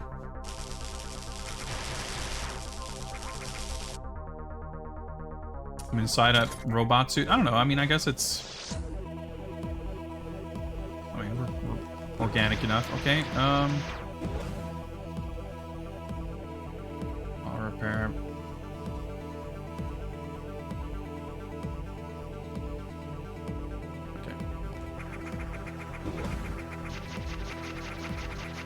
Oh boy, frame drops. Okay, so, I guess I have to like kill it rapidly.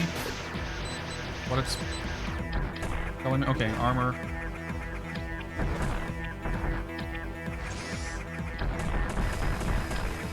Oh boy. Space jump time.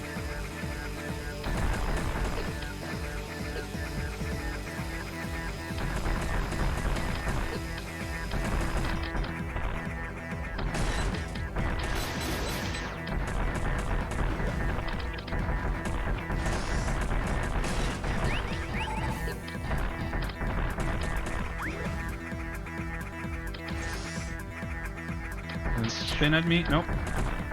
Doing different things. Oh boy. Right. Dodging quite a bit of this still. Oh, I'm taking a lot of damage though. I'm slowly realizing. I get some help from some of this stuff, maybe. Thank you. A little bit at least.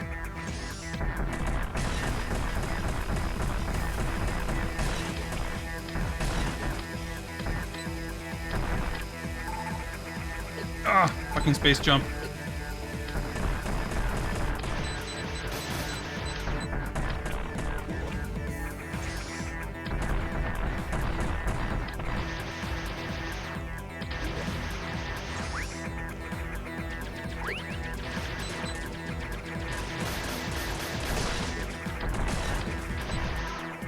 I guess the cannons, like, coming back is what it's talking about. Are they, like, regenerative?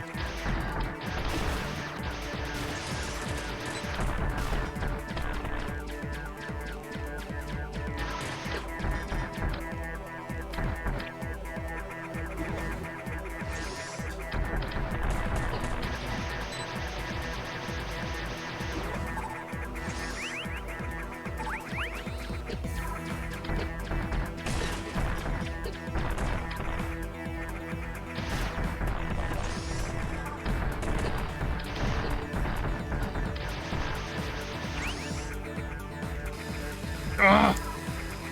Struggling a lot with the fucking space jumps.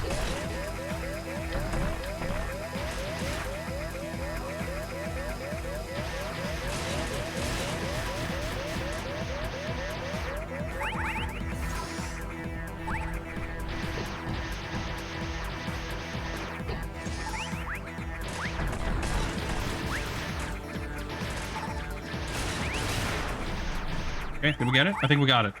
Oh, that was tense. That was actually that was a really cool boss fight. I really like that.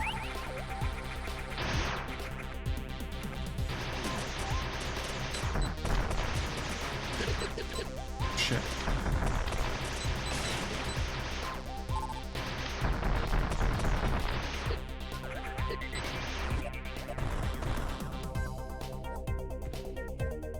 All right, I'm out of here. Oh fuck, there's an item here though. I guess it's below there. Okay, makes sense.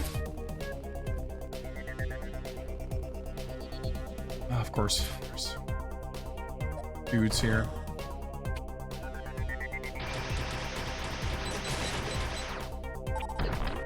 Fuck that. Plasma beam. Beams can pierce enemies. Right, finally. Yeah, I got super missiles. I just don't have very many of them.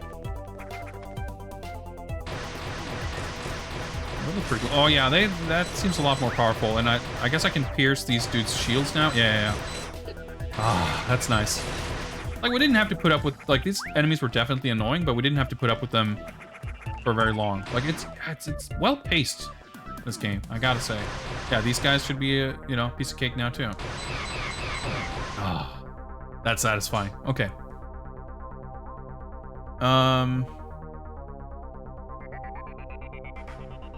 I guess we have one more energy tank to fight that Zeta METROID compared to before. Now, I still don't want to tackle that guy without... I don't even remember really where it was. But I don't want to tackle it before saving because we've achieved a bunch. So I should probably drop down to the bottom here and get to the save room, bottom of the tower. There's like a ton of unexplored stuff here. I don't think I went inside here, did I? I mean on the left. Check it out.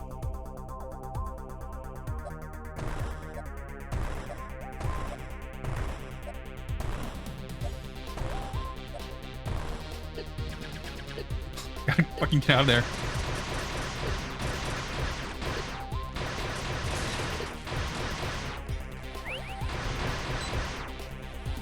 Oh, I guess there's a Metroid in here.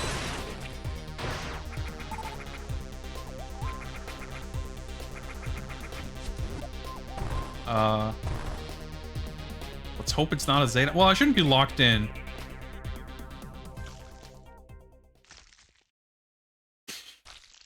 As I was saying, okay.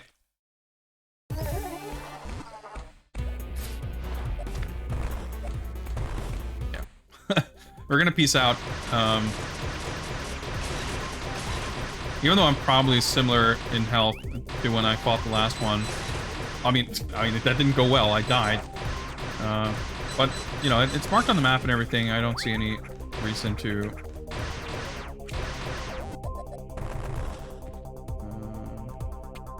do anything foolish.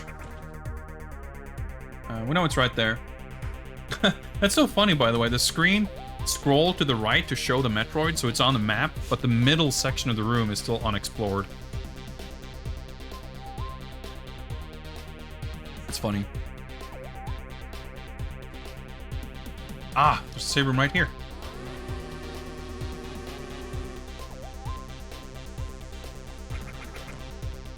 Well, let's give it a shot then, because it's kind of right here, right?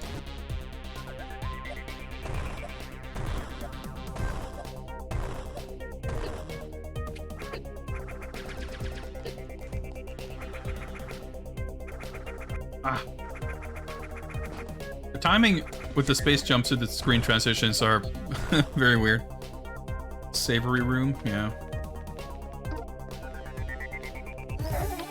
Oh, fuck.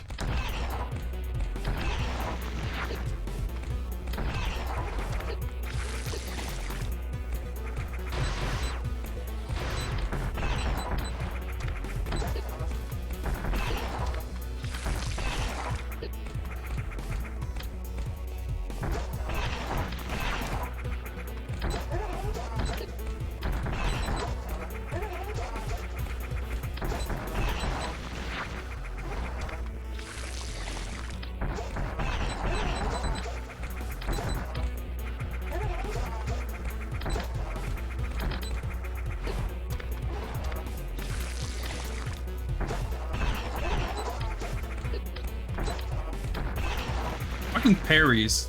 They're sick, but they're troublesome for me. I'm not sure what, like, if it's timing or spacing or if it's just like random luck. Okay, we got him. But still, look, it took like half my health. I did miss at least one super missile, but damn, yeah, these are not to be trifled with. That's for sure.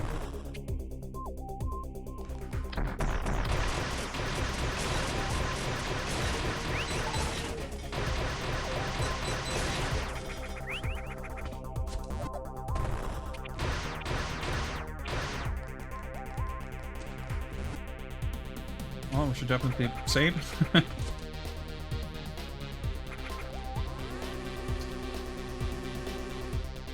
Yeah, we're making good progress, but yeah, 19 to go, 52% items, 5 Metroids still left here. But I guess it's still like predetermined. Like every Metroid in the game, I assume anyway, is like it's not going to be. I mean, every room and everything has to be designed for a particular type of Metroid, so it's not like we're gonna. You know, because I was thinking like maybe the number of Metroids you kill changes how they kind of evolve, and maybe there's like, you know, the number, like you fight X number of alphas and then gammas and then zetas or whatever, but that doesn't really make sense. However, the fact that we've now started to face Zeta Metroids means that that's kind of what we're mostly going to be looking at from here on out, I suppose. Well, I mean, I'm sure there's even more evolved forms, or assume so anyway. But the glory days of not having to worry about anything, but alphas are long past. Okay, so yeah, I guess this is where the other one was. Yeah, those were spiky. So there was a save room right underneath this the whole time. Or, no, I guess this is a different room.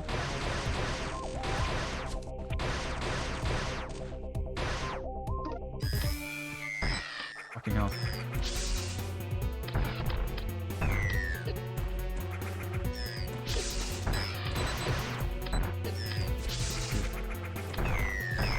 Hitbox is a little tricky. How we can hit these guys.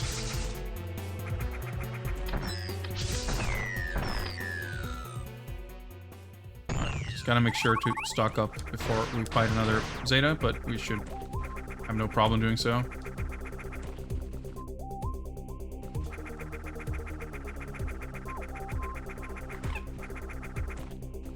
Things I feel like at this rate, like, there's gotta be some major payoff reveal at the end of the game or something. For what the deal is with those little fellas. I mean, or it can remain a mystery. I'm totally fine with that, but they're intriguing either way.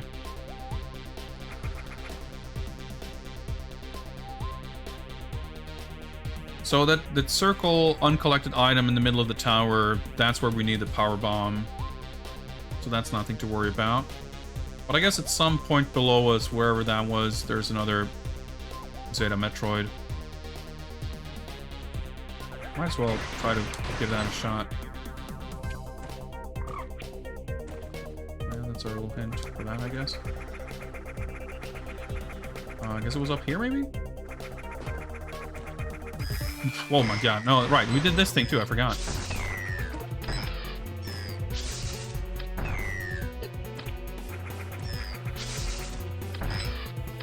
Fucking hell. Like impossible for me to hit more than... Oh, fuck.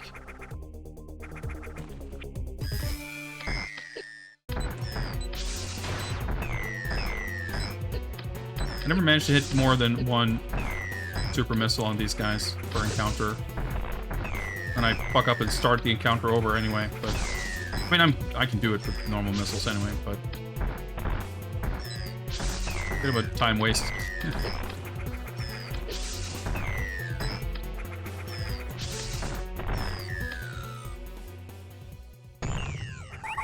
It's nice, though. We're, clearing these guys out.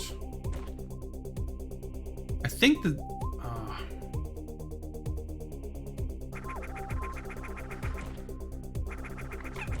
yeah, this is where the Zeta Metroid is, so...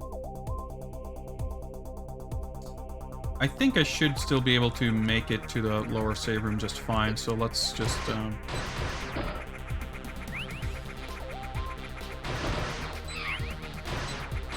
little exploration here. Cover up more... Well, not cover up, uncover, rather, more of the map. Whoa. I was lucky I didn't fall down further, and yeah, this is nice and bright now.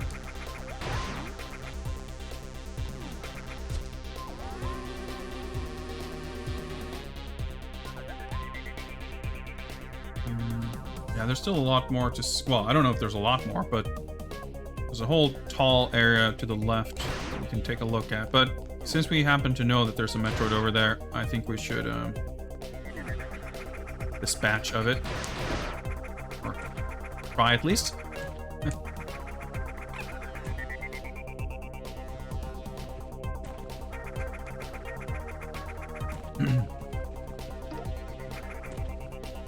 Let's see if we can land at least more than one of these.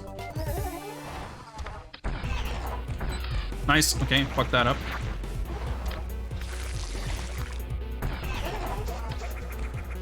Oh, okay. I think we landed two.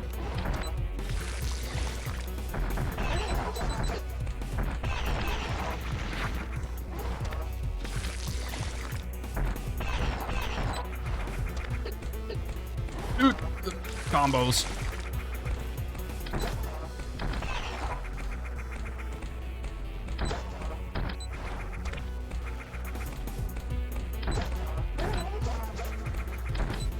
Wow. Dude. Ah.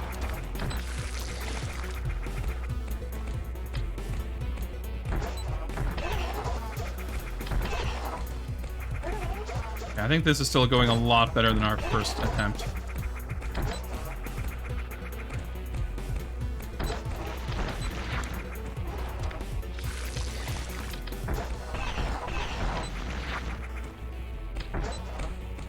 Right, there's a button to lock direction, I just realized, but it's a little awkward on my pad layout.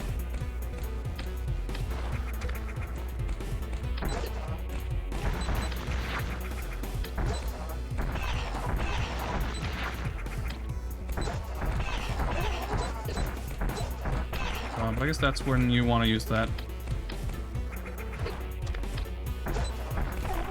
Nice. Okay. Wow, we took almost exactly the same amount of health as last time. Like half health. I mean, half health is a lot, but it still means we weren't really that close to dying, all things considered.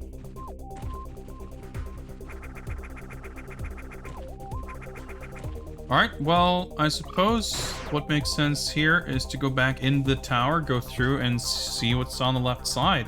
Because I mean, we've fought a bunch of stuff. We got the plasma beam.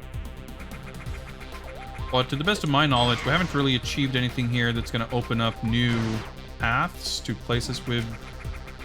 Like, the only thing specifically, the two sort of roadblocks that I know of are obviously the power bomb doors. There's two of those that we've come across, at least. And also, whatever it is that's blocking us, that little path at the to the left of the starting point. Okay, I'm gonna guess there's another Zeta Metroid inside here. Well, maybe it's a Gamma because we have to. Oh boy. Oh, this doesn't look promising. Okay. Well, at least it's not. At least we're not fighting a Metroid in here. At least not. Blah, blah, blah, blah. I can't even talk. At least not right now.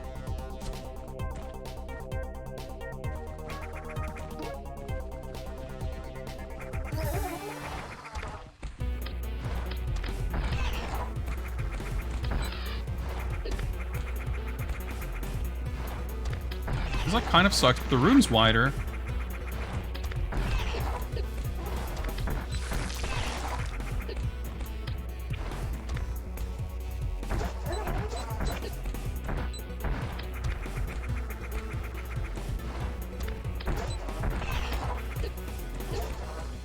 Alright, I don't want to bump into the fucking ceiling either.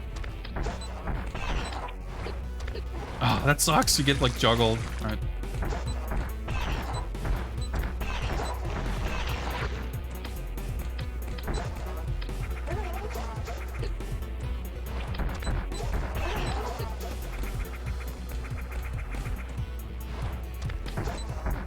Still, we have to do pretty significantly worse than the other fight in order to be in immediate danger.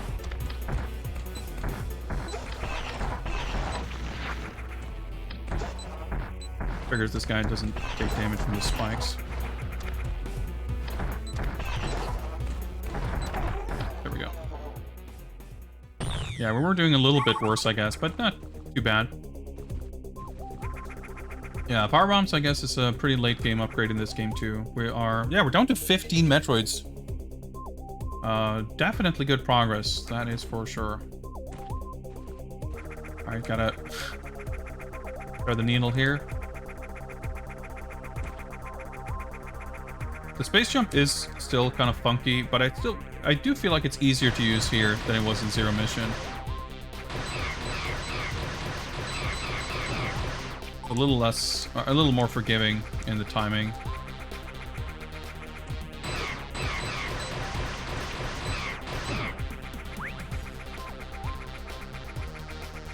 Yep, I figured there'd be a room like that.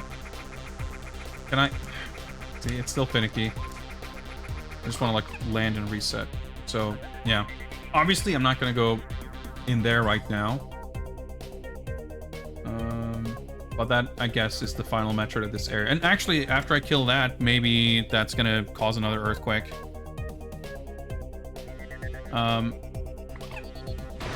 However, we're rapidly approaching the time when I would be wrapping up the stream. I could conceivably do an attempt at that Metroid, but I do want to save first, so we'll, I guess, go down here. Hang on. So this, yeah, this is the power bomb door. Like, it looks so pale, but it doesn't look gray, so I guess it's yellow. Like the other standard yellow door. Yeah, I mean, look at the blue. It's like super vibrant. But the normal looking sort of standard Metroid power bomb door we saw was almost orange. That looks weird to me. Anyway, what I was gonna say is, there's obviously a Metroid in there, and that's gonna be the last one in this area, at which point we're like kind of done here. And maybe there's gonna be an earthquake or some other thing it's gonna make it obvious where we can go. Like, obviously there's lava to the left and right of the tower. Maybe that's gonna, you know, go away. The dark blue section here, you can go down there. Maybe, presumably there was lava there. I think there might even, actually maybe not. So maybe we'll have access to some of those areas, but if not, then I don't really know exactly where to go. And at least there's one objective here with the Metroid. And I feel like when we come back to this game, I would rather have one obvious thing to do than start off with like having no clue where to go. So I think we'll wrap it there. Man, yeah, it's a different game in a lot of ways. I'm enjoying this a lot. I think I'm hard pressed to say it's like to rank the game, say which one is better, but I love the fact that it's offering such a different kind of experience than the other Metroid games. I like that it's like, I'm really impressed with the flow and pacing and structure. I mean, I bet it owes most of that to the original game. I'm sure that is a good, well-designed game. Even if I suspect that I wouldn't be enjoying it like super much, just through the, you know, the assumed frustration with difficulty finding my way around and Samus taking up half the screen and all that in the Game Boy original. But yeah, I think I don't know. I can't say that it's like completely exceeded or like is something completely different from what I expected. I think in a lot of ways, quality wise and everything, like from everything I've heard and seen, like, yeah, this is kind of what I expected it to be. But the core of how the game is structured and how it plays and you know, how the experience differs from other Metroid games, the specifics of how it differs isn't really something I feel like I could have pictured or, you know, expected. But it's still, you know, so it's not that I'm surprised that it is different from what I expected. I expected it to be different to what I expected, if that makes any sense. But I'm thrilled with it. It is very enjoyable, and I honestly, the thing that I'm maybe the most excited with playing this game is I'm realizing, like, man, it's kind of cool to experience a new Metroid for the, well, experience a Metroid game for the first time, and that is like having me more excited to get to Metroid Dread when that comes out. Like, it's been a long time since I played any Metroid games, but it's been even longer since I played a Metroid game for the first time, like playing a game I hadn't played before or seen, or just going in super blind.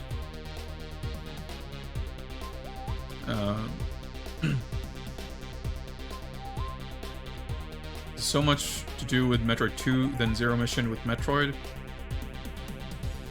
I'm having slight trouble parsing your sentence there, Killer Melon, but I take it to mean that this remake like diverges further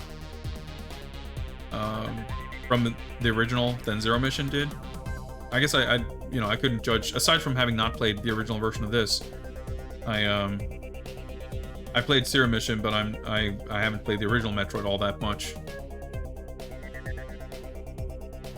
Yeah. Still, I mean, I assume, like, there's a lot of stuff, like, again, like, I assume that there's a bunch of upgrades that weren't in the original game. I'm sure the map design is, like, I mean, again, the screen proportion, everything, like, it has to be pretty different. But there's still, I assume, a lot of the core concepts of it. I'm like, completely talking out of my ass, but I get the impression that you could extrapolate a lot, if not in specifics, well, maybe, you know, in a micro scale specifics, but like, I can imagine Metroid 2 having a similar feel or a similar experience to what I'm getting from this game, at least if you would have played it kind of back then. I don't know. I mean, it doesn't matter. I'm not judging this on anything to do with the original Game Boy game. I'm judging this as its own thing, and it's a very good game. I guess it's just like interesting in a way to maybe think about like how much, well, not really. I was gonna say, you know, how much of this game is how much it owes to the original game. Ultimately, I don't think that matters in terms of judging this, and I'm not interested in like looking at the designers of this game and say, wow, okay, they're just riding on the coattails of the original game, so they, you know, they don't deserve as much credit for making this or whatever. That's, I don't really care about that, but still, it's you know, this is making me more interested to learn more about the original Metroid 2 to get a better idea of what that was like. Because I still think that it seems, if nothing else, that gave us this, which is an intriguing game, and shows that at least that like you can do some pretty different stuff. And I mean, if you think about it, Fusion is definitely quite different as well. So you end up with games that are like, I mean, at least if you look at the games I've chosen for this little series, like Zero Mission and Super are, I think, the most similar ones, for sure. I mean, obviously, you know, they're both set in the same location, has the same kind of areas and stuff. Obviously, Zero Mission is kind of a smaller map, but it's still quite similar. But even then, you know, it has the stealth section and the whole ending bit, which is pretty unique. But this game is structured so differently, and Fusion has the more kind of linear, story-driven stuff. But yeah, I can't really speak too much about Fusion because it's been so long since I played it. I'm looking forward to revisiting it for sure. But yeah, I mean, again, I'm trying to keep expectations in check for sure. You know, what with the Mercury Steam connection and everything. I don't really love the idea of it. Like, I think the visuals, I think, look fine. I heard some people were like very, you know, reacted negatively to what they shown when they announced it. I was like, looks like what I would expect it to look like visually. It looks fine. But you know, I like the pixel art and everything of these games, so of course I'm gonna kind of prefer that look. But all this stuff, you know, with the parry and the like 360-degree aiming, which I like, that's a thing, right? I don't know. Some of those things didn't strike me as what I would have wanted to see in the 3DS game, and I guess they're keeping that for Dread. But I think, you know, I guess from what little I've seen is that, you know, I forget the name of it, but Samus is being like basically chased by this kind of Nemesis-esque persistent threat, which is, you know, again, that's a little different. You know, the SAX and Fusion, of course, was there, but that's, you know, more of a set piece thing that shows up. It doesn't like actually chase you or, you know, anything. So, especially playing this after Zero Mission and like appreciating how different the games feel. The last thing I would want from Dread is to like fully be just another one of these. You know, I wanted to bring something different to the table. So I hope it's going to be kind of a fresh, fun experience, and I hope it's going to be, at the very least, a competent, you know, decent Metroid game at the core of it. But we'll see. I'll be playing it on stream when I get it for sure. So it'll be interesting. It'll be interesting. But we got some other games to get through before then. We did make very good progress here, and if we are to assume a similar rate of progress next time, that's probably going to be probably going to beat this next time we play it. When the next time we play this game is going to be is a little bit up in the air, because I keep getting notifications and updates here. Heck. But it looks like I will be receiving at least one package tomorrow, maybe two, with some stuff that I will want to check out and unbox on stream. So Saturday's stream is going to be some kind of unboxing stream. It may be Japanese games, it may be action figures, I'm not sure, but I will figure that out tomorrow, and I will be letting you all know on Twitter and Discord, which, by the way, if you're not following me or aren't in the Discord and would like to be, you got your links right there. So check that out if you are so inclined. But yeah, that'll be it for me tonight. Very much enjoying this game. Looking forward to continuing this, whether it'll be on Monday or next Thursday or whenever it'll be. We'll figure that out. Before we go, I should also remind everybody who would like to pay your daily fight tax.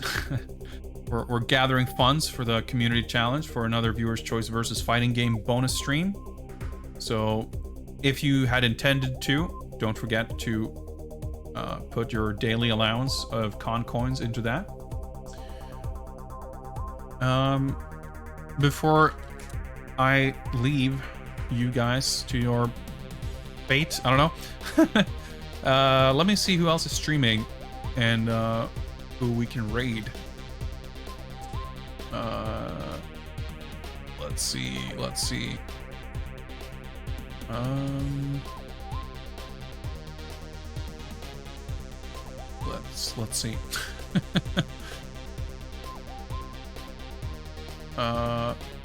Hazemaker started streaming not too long ago. He's doing something on C64, it looks like. Why don't we pay him a visit? His streams are always cozy.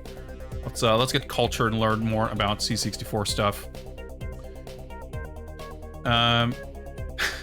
Yeah, well, thank you guys for contributing. Anyway, yeah, that will be it for tonight. See you guys Saturday for unboxing action. Have a nice rest of your week, and thanks for watching. Bye.